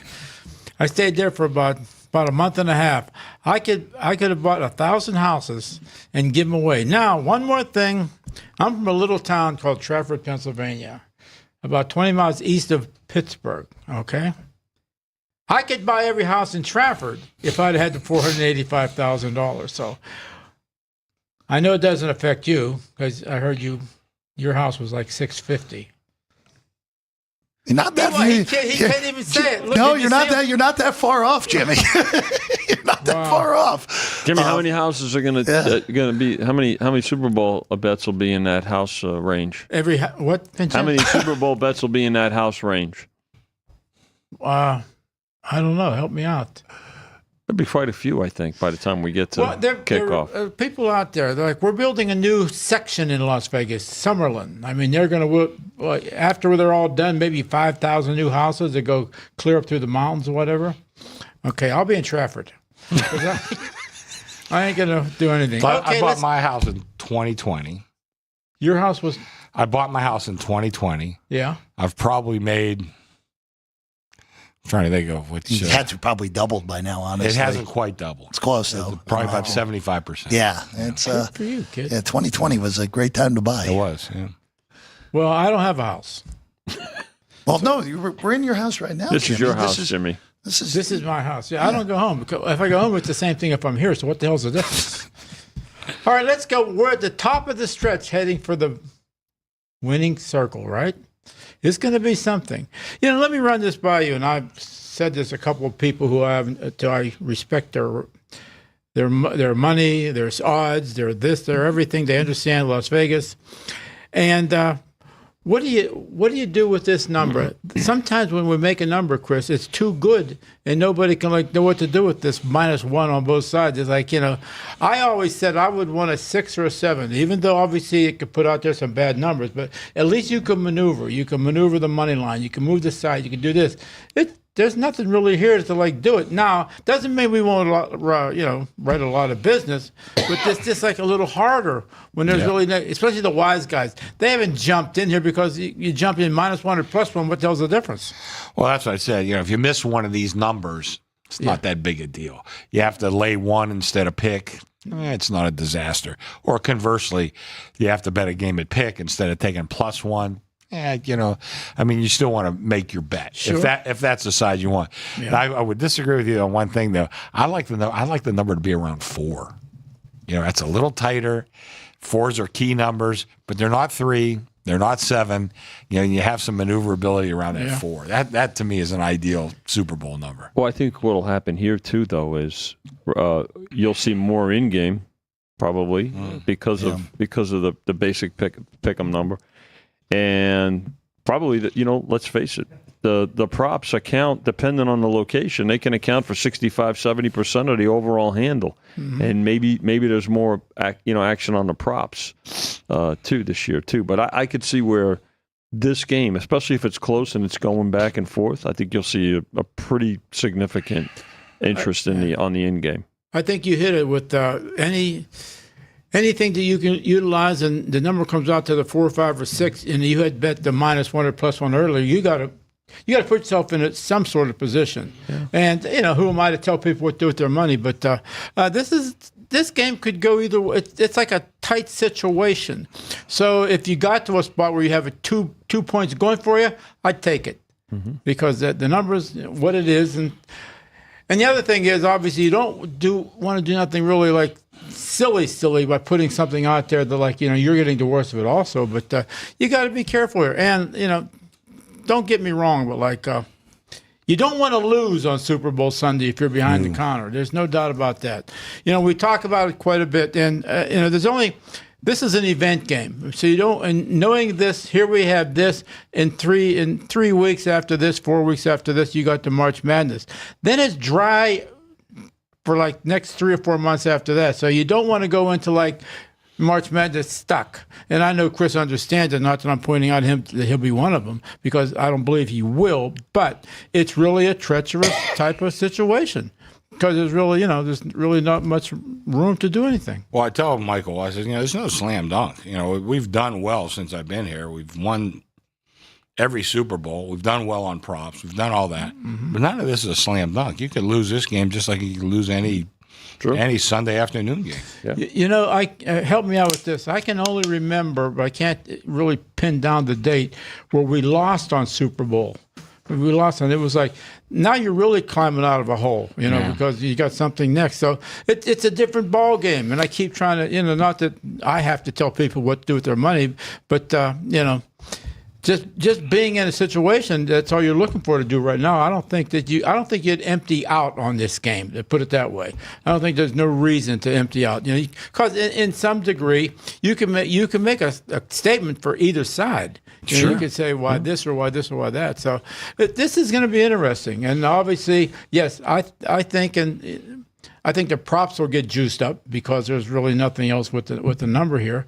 And I went through the props, and you're very entertaining, Andrews. And you know what? There's 2 things out there that, to me, make the props at least the right thing to do. It's like there isn't a minus $1.40, plus $1.80, something like that. You're giving to everybody a fair chance, and there's joints in the system here that still do, but there are some that just no, you're going to bet that bad number no matter what, and give it to it. So it's going to be an interesting Sunday. Make no doubt about it. Interesting Sunday, as far as I'm concerned. 2018 broke about even. Eagles over the. It was the Patriots. It was the Patriots. Patriots. Wasn't that, you've mentioned this? I got that story. You've mentioned this Mr. where Jimmy Vaccaro where that was the state did terribly. The state won they broke even. The state won a little over $1 million. We won over $4 million. Because I looked at we won. I think Joe ran it for me today. $435,000. That's almost half. It was over a third. Yeah. Over About 7%. It's a break even. I mean, basically, when you think about it, now here it's a different story. Obviously, it's a big number. But when you look at the state, all right, in that year where there was almost 160 million bet. Yeah. By the time you pay all the expenses, But you know what? That's okay. People have plenty of money to do other things. Like I laughed. I was never like when I was in this business. I never gave out figures until I came here. Michael gives them out. He can't, and Jimmy does too. Neither one of them can keep a secret. Neither one of them. Very well, what the hell? If they're doing it, I might as well do it too. Neither one of them can keep a secret. What's the worst that can happen? Michael said, "Get your ass out of here." when we built this studio, if you remember, Michael put up the sign. It says, "Welcome to Jimmy Vaccaro's South Point Hotel," and I remember saying, because there's no way Michael could keep a secret for a year that it took to build this thing. And Jimmy couldn't either. And I can't believe the word never got out until we pulled down the curtain and there it was, because neither one of those guys could keep a secret. And Michael's way to combat that was to put this up because boy, Jimmy has enough money to buy out Michael Gaughan. Jimmy's not okay. He doesn't have enough money to buy out Michael Gaughan, though. Did he do that and he didn't pay me nothing? He didn't pay anything. Don't forget, it costs the money to put up that thing, too. But I had so many guys coming up to me. This is Jimmy Vaccaro, South Point. You don't have that sign. There's a sign. The banner's in your office, Jimmy. Yeah. Oh, it is? It's in the corner. Oh, I'd put it up there if I knew that. We'll put it on the marquee this weekend. But can you just think about it. 59 Super Bowls already? Think about it. We've either bet, we're kids still, but we've either bet or booked every Super Bowl. Yeah. Think about that. I know, Jeff, you remember the first Super Bowl? Hell yeah, I remember the first Super Bowl. Yeah. It was, they're kind of fuzzy. It was Green Bay, Oakland one year and Green Bay, Kansas City the other year. So I think Kansas City was the first year. And KC was one, right? Yeah. And the reason that it was that I remember it was, especially for me growing up, was so Vince Lombardi was from Brooklyn. So everybody was rooting. It all comes back to Brooklyn or Queens, That's right. Yeah. Everybody's rooting for the Packers. Because of Lombardi. Well, wasn't it also, too, it was the NFL AFL championship game. That's right, yeah. I don't think it was called the Super Bowl till 3. Pre-merger. Yeah, pre-merger. Yeah, pre-merger. Come a long way, as I've been telling people, and they've been laughing. I surely remember the first game. I took, I think, 12 on against Lombardi's crew. Naturally, I still have that ticket because it's not worth nothing. You know how much a ticket was to get into the game? $40? $4. Yeah. Green Bay was 14. Green Bay was 14. In that game. I think 35-10. That was the final, but they were 14-point favorites. Yep. Wow. They were Max McGee. 13 and Max a half McGee. next year. When you look back upon those things, especially in the guy sitting here at the counter, it's just like you usually remember the beats and what the scores were. No kidding. Yeah. Automatically. And like Jimmy was dead empty after that game. And so I put my hands in my pocket and went, start it over again, try to do something. But it was a unique situation. And I never, I never in my mind thought it would be to this edge right here. Here we are 59 years later. And, it's good for everybody if done properly. Some people, I don't think, and I said it, I'm not ashamed of it. Just like we've come a long way since, game one, way back when. And I think that there are a few that really stick to those ways to do business, and you're sitting in one right now. Jimmy, so along those lines, and you have to tell this story, exactly what you're talking about, because Jeff loves it, because Black Sunday. 1979. We all know we got middled on the game. Yes, Jeff, I know that. Keep smiling. Okay. But the best part of it was the conversation that you had with Michael Gaughan about the result of that game. Michael was riding his boat that day, and he probably almost jumped in. Okay, here we go. It is a good story. And now, we're at the Royal Inn Casino. That's Michael's first place he had the sports book at, and It was the Steelers versus the Cowboys, and I was looking for it because I was really new at this stuff, and I said, "Wow, the Cowboys, the Steelers, that'll be great. We'll write a lot of business. Everything will be good," and we did. And remember this, guys out there, it was handwritten. There wasn't no computers. Yes. So, in today's market, we could have never corrected the tickets in time. Because could you imagine walking back now and so you write 200 tickets on the proposition bets. You have to go through each one and look. And now if you had one -3 and then it was 3.5 on another ticket or whatever, you had to do all that. So we got done, and we got beat up pretty good. So Michael finally called. Now, remember, Michael was out of town. So anytime he called back to see where we were, the Patsy Rampola would tell Michael, we're not done yet. Jimmy's not done. What do you mean he's not done? How long would it take? Well, it took me about 4.5 hours because I was the only one that could grade the tickets. The people that helped me didn't have a clue on really how to grade the tickets. Knew a little bit how to write them. So Patsy finally said, "Jimmy's ready, Mr. Gaughan." I go and got a phone. The phone was in the cage. It wasn't. I didn't even have a phone in an office. I was had it in The a cage was right next to the book. Right there. So I'm okay. What's going on? Well, you want the good news or the bad news? He says, "Give me the bad news." I said, "We lost $185,000. Blank right now. Nobody. It was very silent for about 15 seconds." He said, "What?" I said, "We lost $185,000." He said, "Well, give me the good news." I said, "You want the good news?" He said, "Yeah, give me the good news." I said, "We only lost $185,000. Now, you have to remember, getting middled on the Super Bowl. Yeah. Now, the handle wasn't even what it is now. No, it was less than $100 million. But that's back then, it was a little joke. There was 3 windows at the counter, Jimmy? Yeah. Right? No phones. I think, now this is, I'm not guessing, but I have an idea. The Stardust was a big joint. Okay. Lefty Down the Rosenthal street. was there. He did. I think they lost $2 million because they had a sign out front, on. Yeah. Chrissy, were you there? Weren't you there? I wasn't there yet. Now, you got to remember, I'm on the other side because my Uncle Jack was one of the big middlers of that game, one of the big middlers. So I talked to him early that day. I said, "Well, what are we looking for here?" He says, "Well, we need the Steelers, but if they win by 5, it's really good. Mm-hmm. If they win by 3, again, it's even better. It's really good." He goes, "If they win by exactly 4, he says, it's so good, I don't even want to think about it at this point." Right. Now, if you know Uncle Jack. What a line. Yeah. So anyway, here comes 35-31. And Uncle Jack was superstitious. So I heard, his family told me this. I was in Pittsburgh. And, so he's watching the game, 35-31. My one cousin was walking down the stairs. His wife was in the kitchen. Jack yelled, "It's 35-31. Nobody move. Nobody move."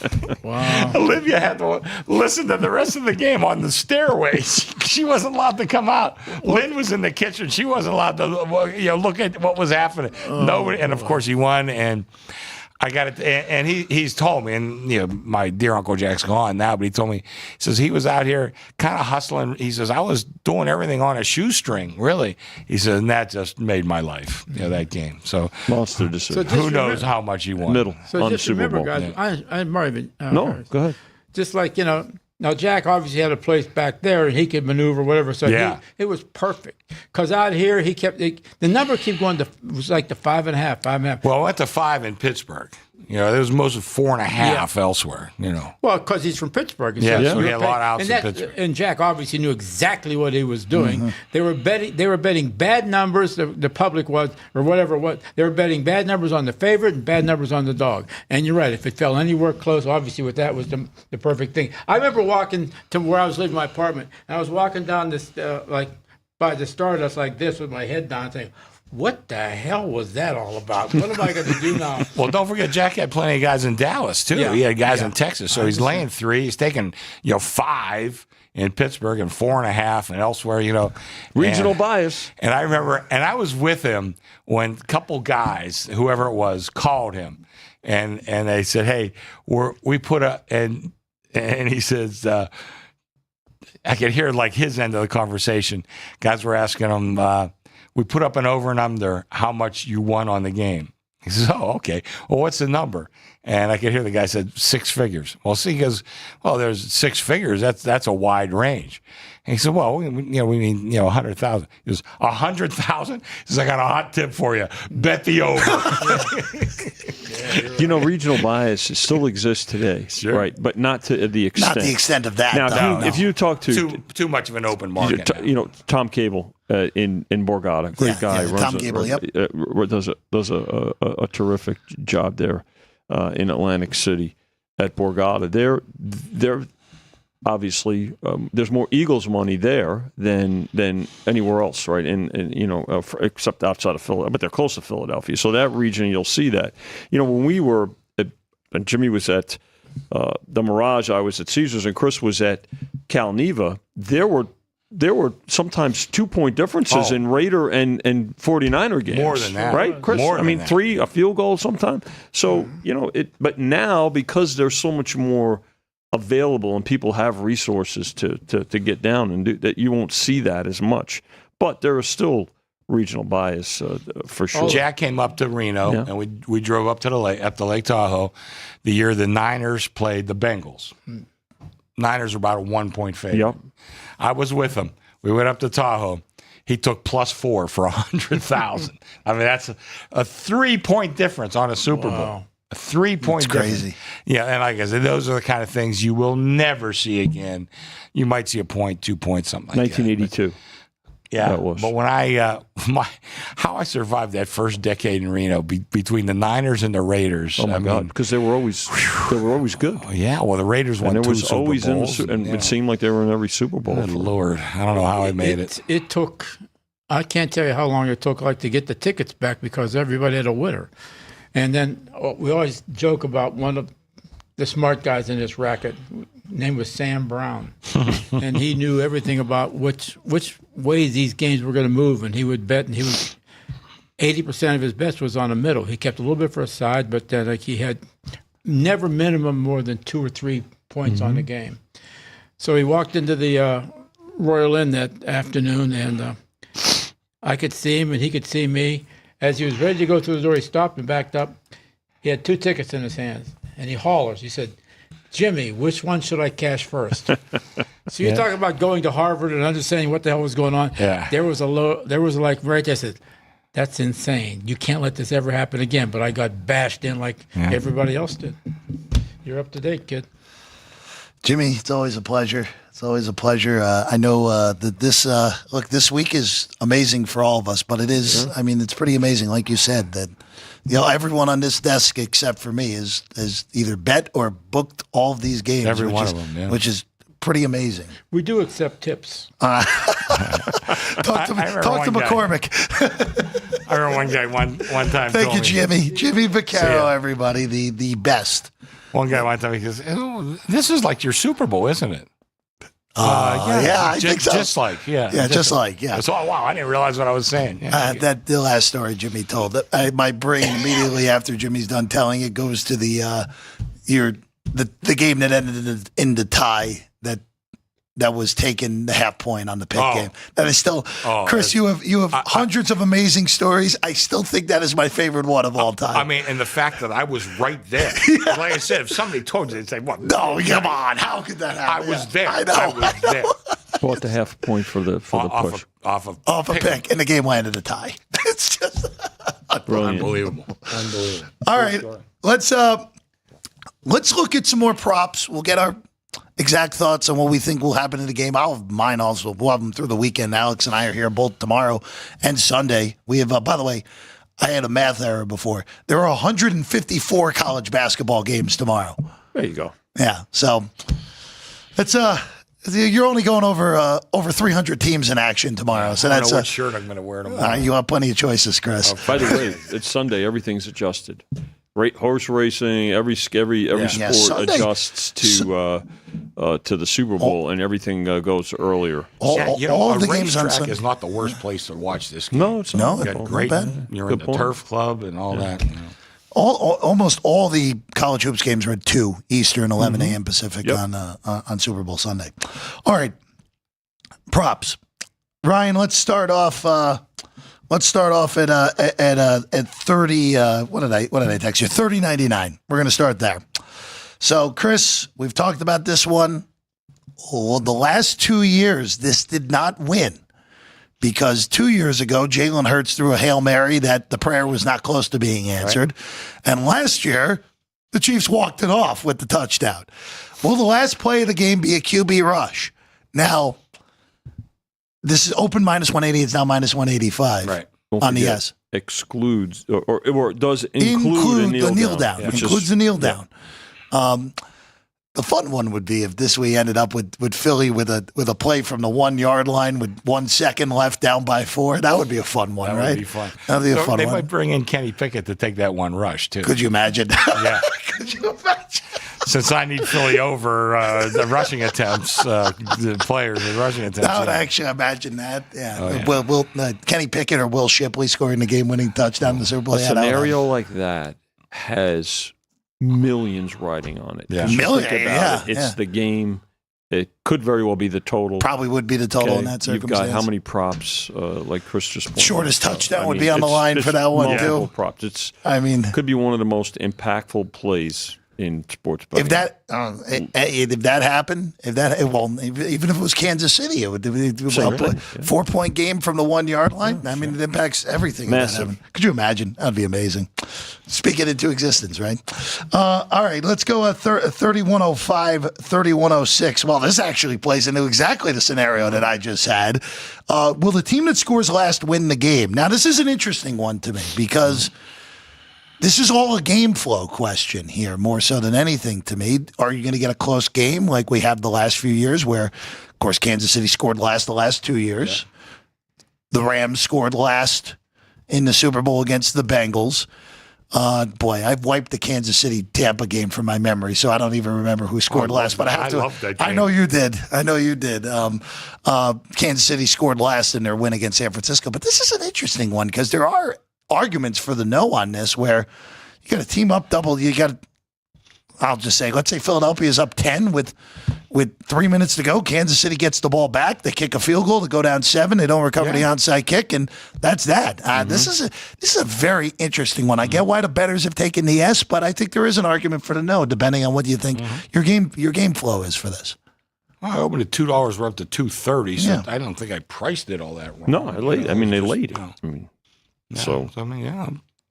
Go 30-cent move. It's up, a couple of times it got hit, and it's up 30 cents. So, again, it's at some point there'll be a threshold to get some buyback. But look, it's like we oftentimes say, Jeff. Do we get balanced action on every game? You mentioned 154 college basketball. I know you games, won't right? tomorrow. So, let's say you get it on somewhere between 5 and 10% of those games. You just want to split out the rest of them, right? Result-wise, and have the juice going for you. 31-15, 31-16. Yeah. Will there be at least one scoreless quarter? This is a very interesting one to me as well. Now, this is not just one team getting shut out. This is 0-0 across the board.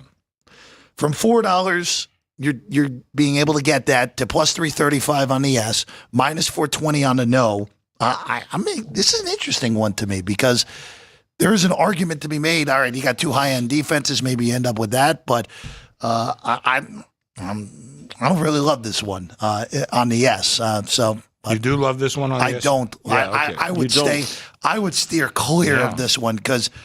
Well, you missed out on the price too. Well, you missed out on the price for 1 and 2. One long drive for 3? Yeah. You're in trouble there. That's another. I don't mind the position we're in. We're going to need it pretty good, but I don't mind the position. Yeah, I think it's okay. Good. This is one that's moved a lot.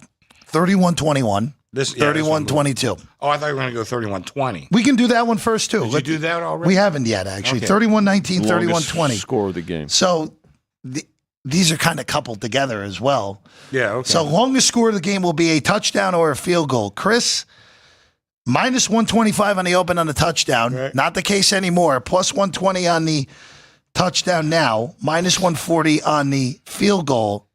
Very interesting to see how the bettors have taken this one here. Well, I mentioned this when we were doing some scoring props. My one friend, who's just an absolute math genius, and I don't throw that around. I'll mention who it is afterwards. You definitely know who it is. He told me, you're always better off with that infinity going for you. Now, obviously, it's not infinity. It's 100 yards or 99. But they're not going to kick a field goal 99 yards. What's the longest field goal? Maybe 63, 64, even 65. Those, and I know those make a big impression in your mind, but they're not that common. Whereas you always have a chance to burst one. I mean, you look at Saquon Barkley, first play of the game for them last week. He goes, 65 or whatever it was? So you always have that going for it. So you're always better off with that upper end going for you. And obviously there's price involved too, because you're not going to have a 65-yard touchdown every week either, just like you're not going to have a 65-yard field goal.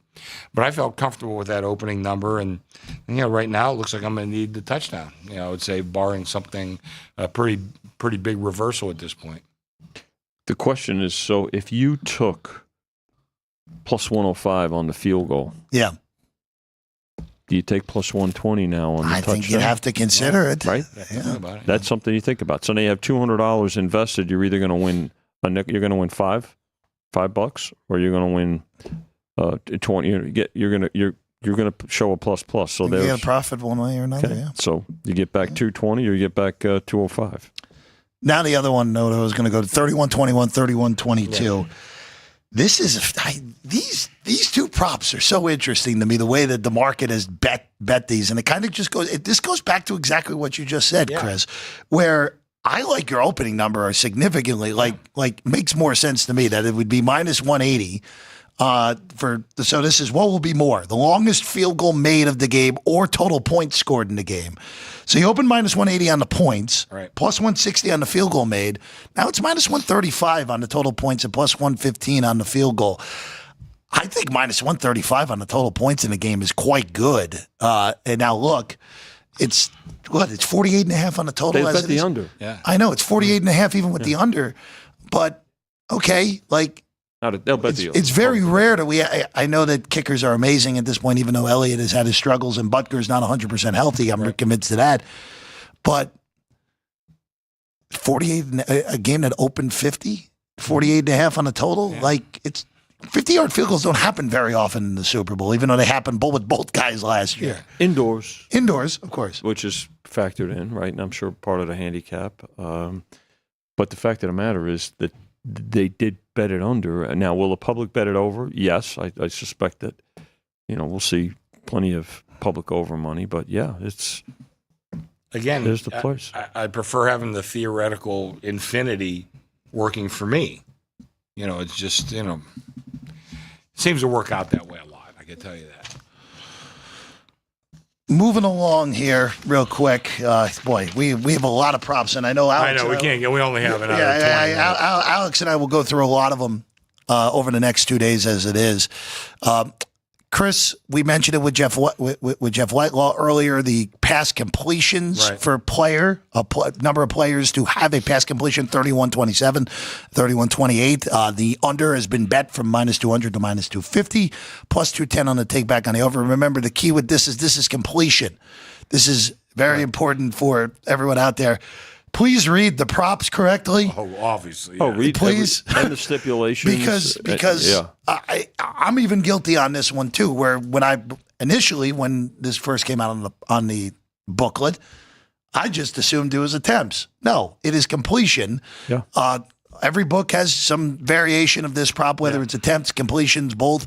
Make sure you're betting the right one. At this price, I think everything's pretty fair at this point. I wouldn't touch anything at the current numbers personally.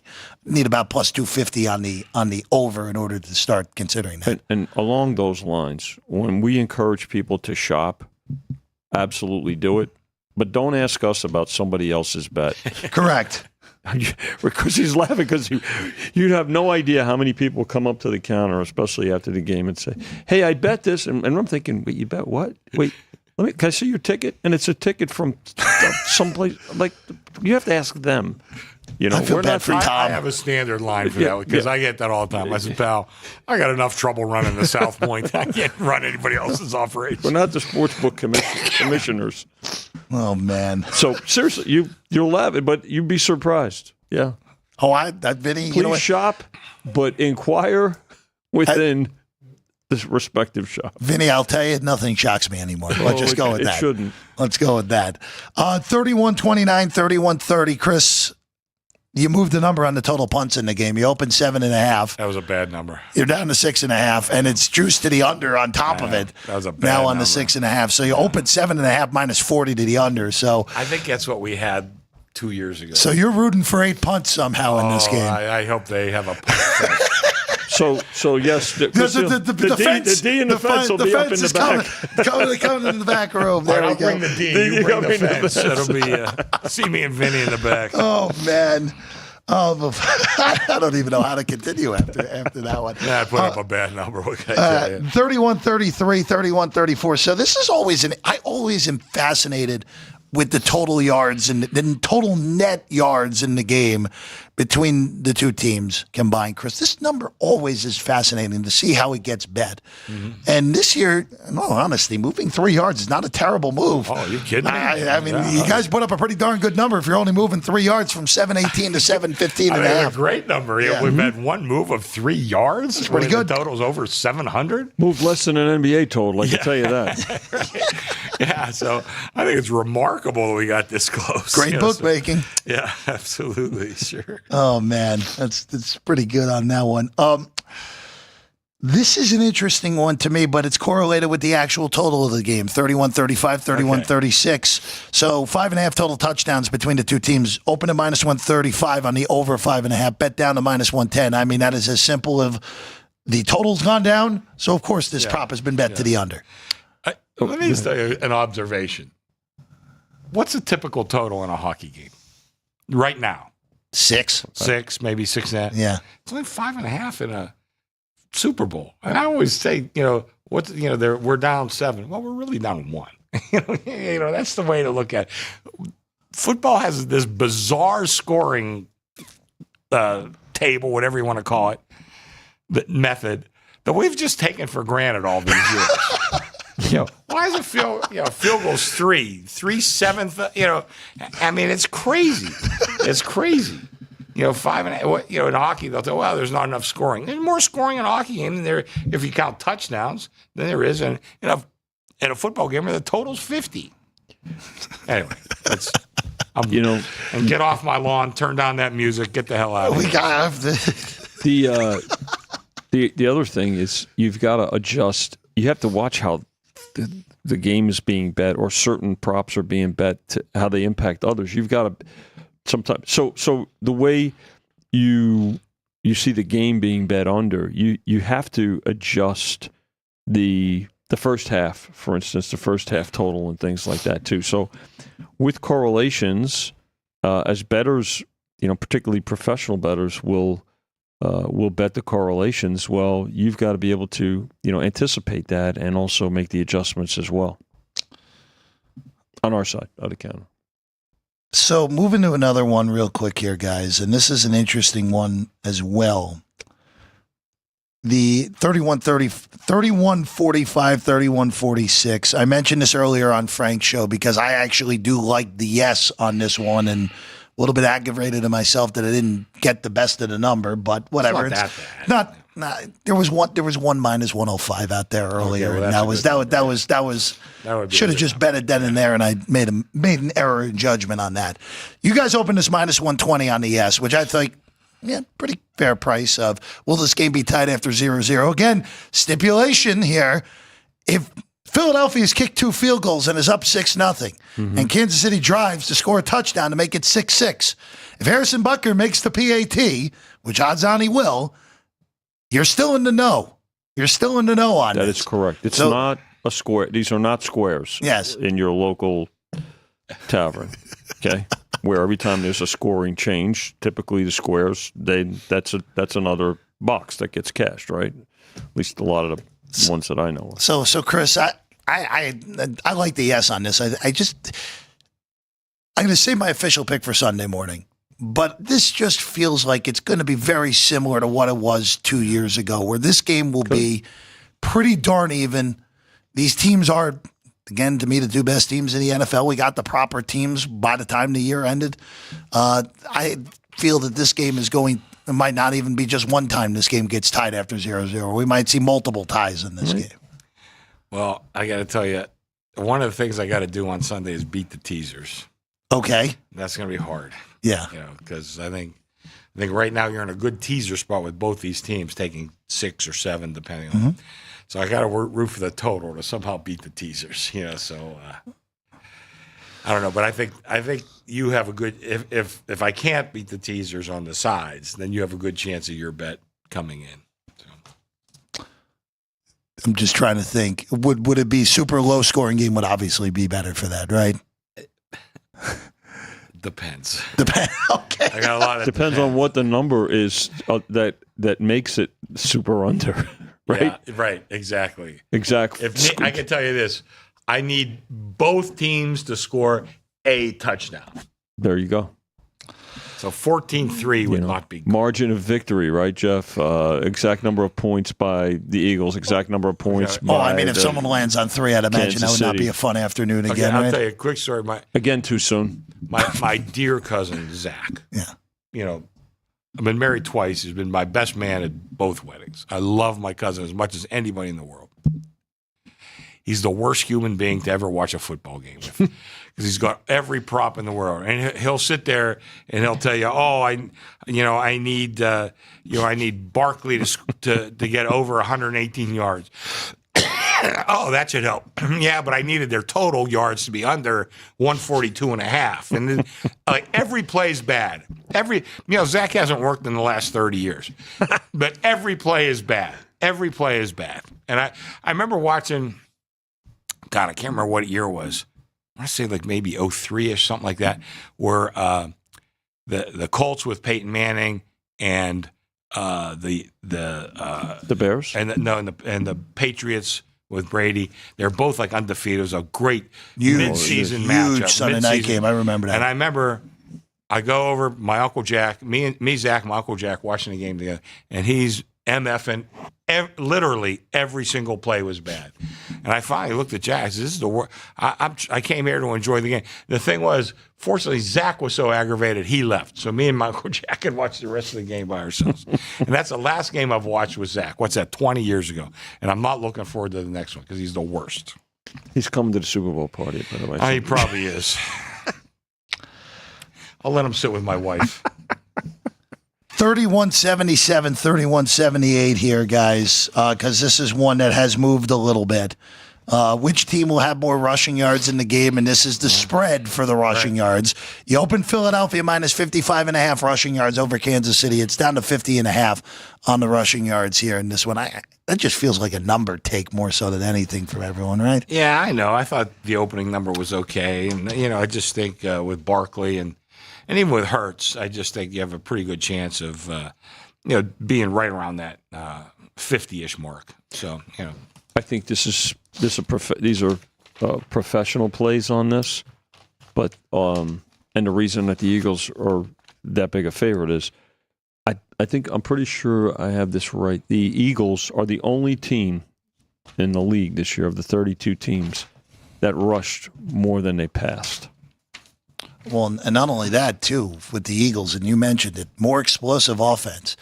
Can you ever remember, in especially recent NFL, a team becoming more explosive because of the run game? It doesn't happen. It doesn't happen anymore. Well, and this offense has been taken to a second level because of the explosiveness of the run game. And the run game is as good as it is because they have a mobile quarterback as well, and now you have arguably the best running back in the league today. I go back to the Terrell Davis year that Terrell had 2,000 yards. Of course, Elway's a pretty good running quarterback too. Yeah. So but I don't know if that fits the criteria you just said. I'm not sure about that. I mean, it's definitely not in the last 20 years. No way. I mean, running backs were given up for dead, right? Recently, but look at the difference that running backs that moved this year.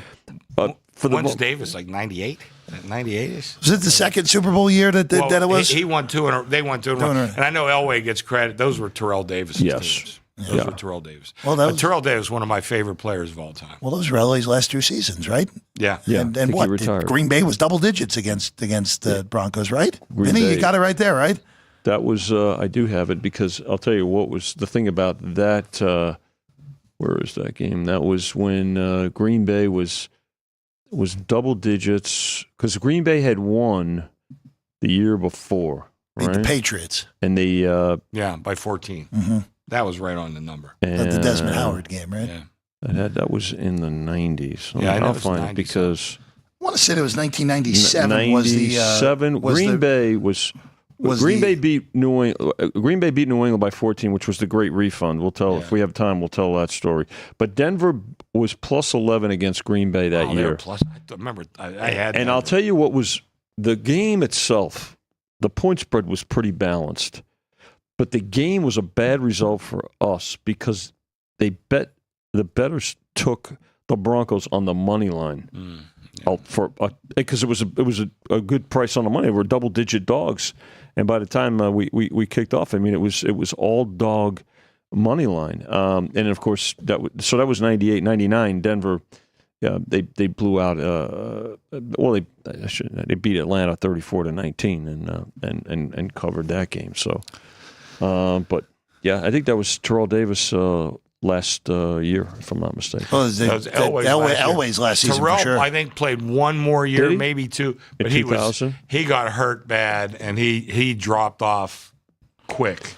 He went from the best running back in the league to he was MVP in one of those games, though, wasn't he? Oh, yeah. Right? And that year he gained over 2,000 yards. Yeah. But like I said, those were Elway gets credit for winning those, but those were Terrell Davis's teams. Super Bowl 32, the one against the Packers, that was Terrell Davis as the MVP of the game. Davis played until 2001, by the way, so he only made it 2 more years because of extensive injury. Who's the other one of it? Sean Alexander. I think Sean was MVP for Seattle. He did not last long after Played that the next year, and then the following year was out of the league. Yeah, Sean, he played for Washington. Played for the Skins when they were still the Skins. It was our friend Gill's team. So what you're saying there, MVP in 05, done by 2009. Yeah. Totally out of the league for Sean Alexander. It was bad. All right, before we get out of here, again, we'll have a lot of props to go through. Alex and I will go through all the player individual props. Just ask you, Chris, Vinny, just of the individual player props, have there been any that have truly stood out of, hey, we've gotten hit on this numbers that we probably should have put up a little bit differently? Hopkins. DeAndre Hopkins. Except very interesting. I got a little bit of we're making the props. Is he still in the league? So DeAndre Hopkins, Ryan, those props begin at 34-31. Let me see that. 34-31 is where DeAndre Hopkins starts. So actually you went down on the yardage. You went from 9.5 to 8.5 on that yardage. Yeah, where's the number of receptions? 1.5. 34-33 right behind it. Plus price on it over now at plus 120. 34-33. Oh, yeah. So 15-cent move there. Yeah, that's that. I think probably should be lower than that. I think I don't know if he's going to get 2 receptions in this game. I don't know. It's interesting. I think I blew it on that one. I will tell you, and then I'll bring this up to you guys, where all these Chiefs Super Bowl championship years, so the times they've won, Damian Williams should have been the MVP of the first game. No doubt about that. Mahomes threw multiple picks in that game. Yeah. Williams had multiple touchdowns, including the one to put the game on ice. Mahomes still won the MVP. Damian Williams, in retrospect, very random, even though he wasn't random on that team. 2 years ago, there were gigantic games for Kadarius Toney, who has been since laughed out of the league. By Mahomes. And Sky Moore, Sky Moore was this big thing out of which... Was he Western Michigan? I think Sky Moore was Western Michigan. Barely has played this year because of injury. Last year, McCole Hardman, who couldn't hack it with the Jets, caught the game-winning touchdown. There's always one random Kansas City Chief that has a big impact on the game. With Ian Eagle last week, he said Samaje Perine was the random one. It could be Perine. It could be Hopkins. It could be Watson. It could be Worthy. Well, Worthy might be a little... Yeah, but it could be Worthy. It could be Hollywood Brown, Juju Smith-Schuster. one of these Juju. one of these random Chiefs is going to have some sort of impact in this game. It's just a matter of where the dartboard goes here. Well, Mike Tomlin did not like Juju. I did not. Yeah, but he's had a pretty good career for himself. He's hung around a lot longer than I would have expected. I know. But along those lines, you look at that's why you look at the MVP prices to win the MVP. Yeah. Both quarterbacks. All right, the closest to so Mahomes is up 6-5, right, plus 20. Hurts is 3-1. The closest one would be Barkley at 275, which makes sense. Everybody else, double digits. Yeah. Take a shot on a couple of them. Yeah. Well, and that's the funny thing with this too. Like, we try to figure out the game flow and how you're betting and so on and so forth. Like for Kansas City, like a non-Mahomes Kansas City MVP, where Mahomes won the MVP all 3 times now. Mm-hmm.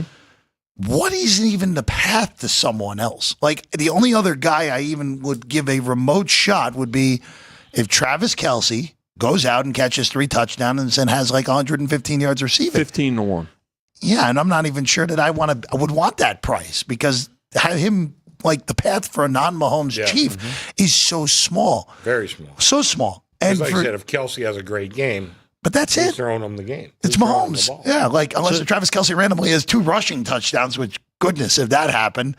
And then on the Eagles side, it's like you and I had this. I think it was last week. You and I talked about this a little bit, Chris, where.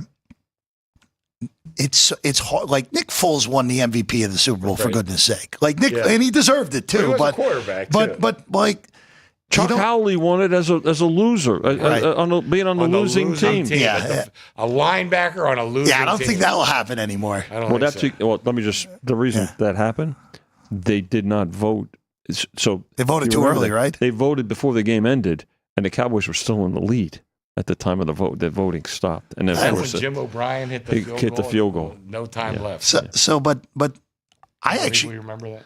Yeah, I do. Like, all 59 of them. Are you still at plus 275 on Barkley MVP, or did you?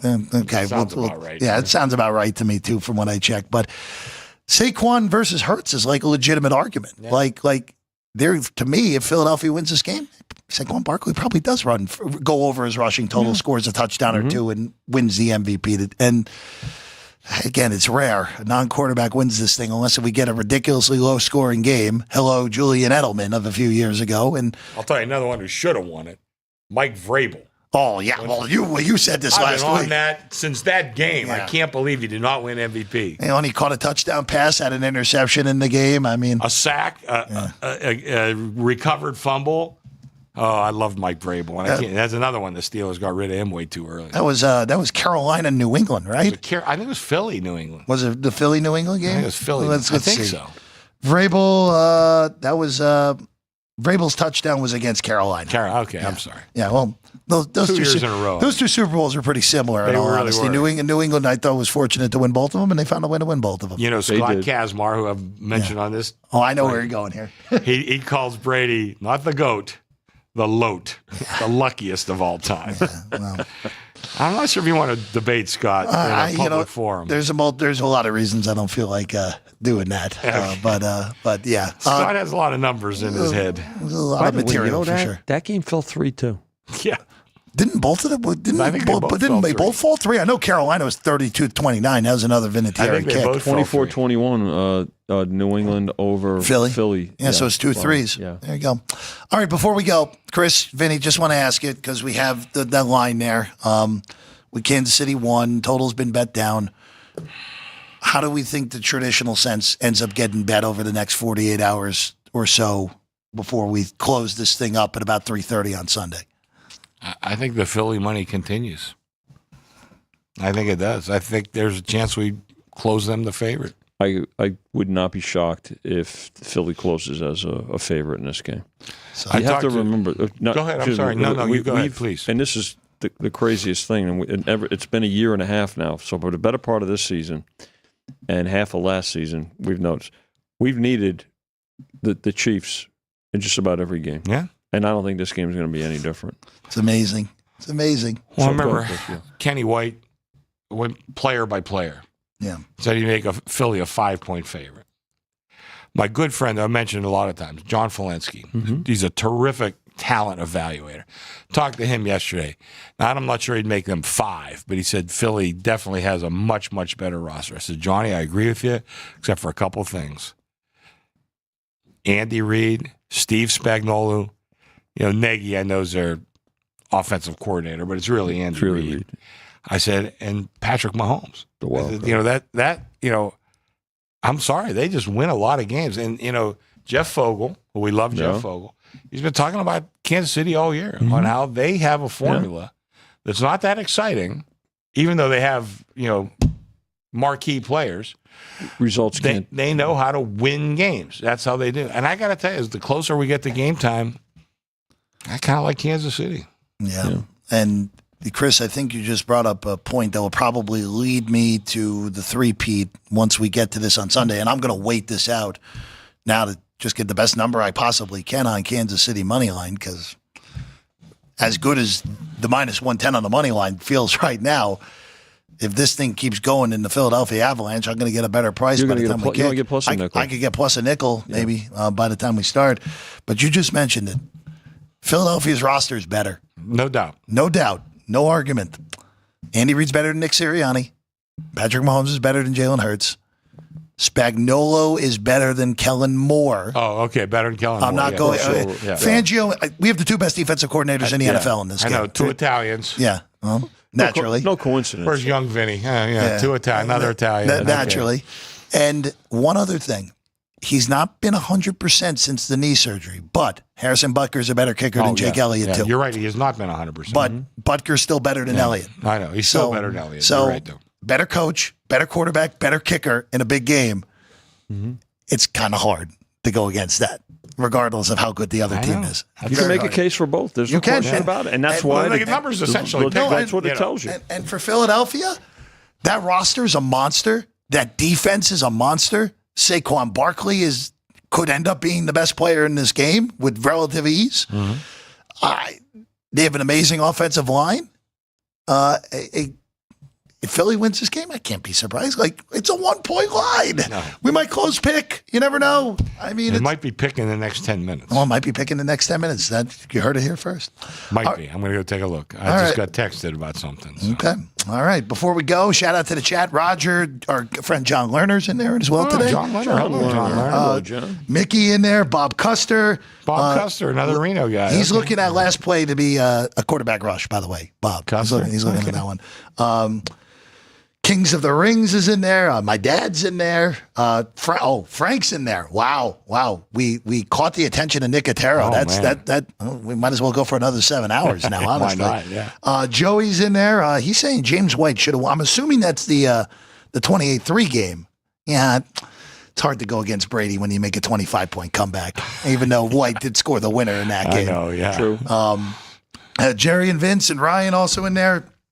Sean maybe somewhere, wherever he may be as well. All right, fellas, pleasure as always. Put that up real quick. Thank you. Crossboard parlay. These are now up. Props. These are now up. Chris, I know you love putting these up, too. I love putting them up so much that I didn't even put them up. I told Ashley, just go put them up. And don't even ask me because I have no opinion. Just put them up. Well, we'll find out if Tyrese Maxey and Cade Cunningham, these are all refunds if these guys don't play also. So yeah, listed players have to play. Listed players have to play for that. Maxey must play on Sunday. Same with Jalen Green and Cade Cunningham. So there you go. I know you always love those, Chris. I know you're a big fan of those cross-sport parlays, or props, I should say. There's some hockey. Well, the hockey teams will play tomorrow, the VGK and the Bruins. Yeah. I think Crosby's out tonight. He is. Crosby's out tonight. Yeah, he's out tonight. In the Garden. And then some Waste Management Open stuff as well with Matsuyama and Thomas. Of course, those guys have to make the cut and tee off on Sunday in order for those to get going. All right. There we go. Gentlemen, pleasure. Always fun. I know Vinny, I know we'll be checking in with you over the next few days. Yeah. Chris, I know you'll be here on Sunday. We will be here. We will be here 8:30 tomorrow, 9 on Sunday. You going to watch a game here, though? Well, yeah, I'll find you. Well, I'm sure you will. I'll be around property and probably will be upstairs more likely than not, along with 3,000 of my closest friends upstairs, right? Yes. Right, about 2,500 fit up there in the ballroom, right? About 25. I think we're expecting about 7,000 people. That's what Michael said. Between 6,500 and 7,000 property-wide. By the way, the poll answers: Philadelphia, the winner of the poll of who will win the game. Yeah.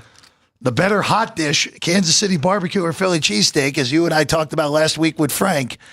The poll got it right today with the Kansas City barbecue winning, which is the only answer, as much as I like a Philly cheesesteak. Yeah. Wait a minute. Hold on a second. Did we have the same poll question in back-to-back weeks and we got two different answers? No. So that was on Frank's show that they did the cheesesteak versus the barbecue. And the cheesesteak won on Frank's show? Which proves, again, we had, no disrespect to the watchers of punchlines. We have a No disrespect. As I disrespect a very knowledgeable fan base here for Sports by the Book. I'm looking at you, Keith Lyle. I know you voted for. We might have to have a food off. Oh, I love both of them, but that would be okay with me. Fine with me. Kansas City barbecue is so good, though. Yeah, so we talked about what would you have for last meal. Death row. Yeah, it'd be pretty good. I could go. No, we should have expected that. Veal parm would be pretty good. Are you kidding? As thin as humanly possible, right, Vinny? Naturally. Yeah. Yeah. All right. There we go. We'll see you all tomorrow morning, 8:30. Alex and I, college basketball, Super Bowl Sunday, all Super Bowl, all props. Alex and I are each going to have 8 props. That will be. And what time you go on Sunday? 9 a.m. 9 a.m. Feel free to go longer. We probably will. I would not worry about that. We only going to go through basically the whole packet yet again to update everyone on where it's at as well. Vince, Ryan, Jerry, Drew Dog, Sean, and thank you all. Frank, thank you for watching as well. I'm Jeff Parles. We'll see you again next time. Sports by the Book.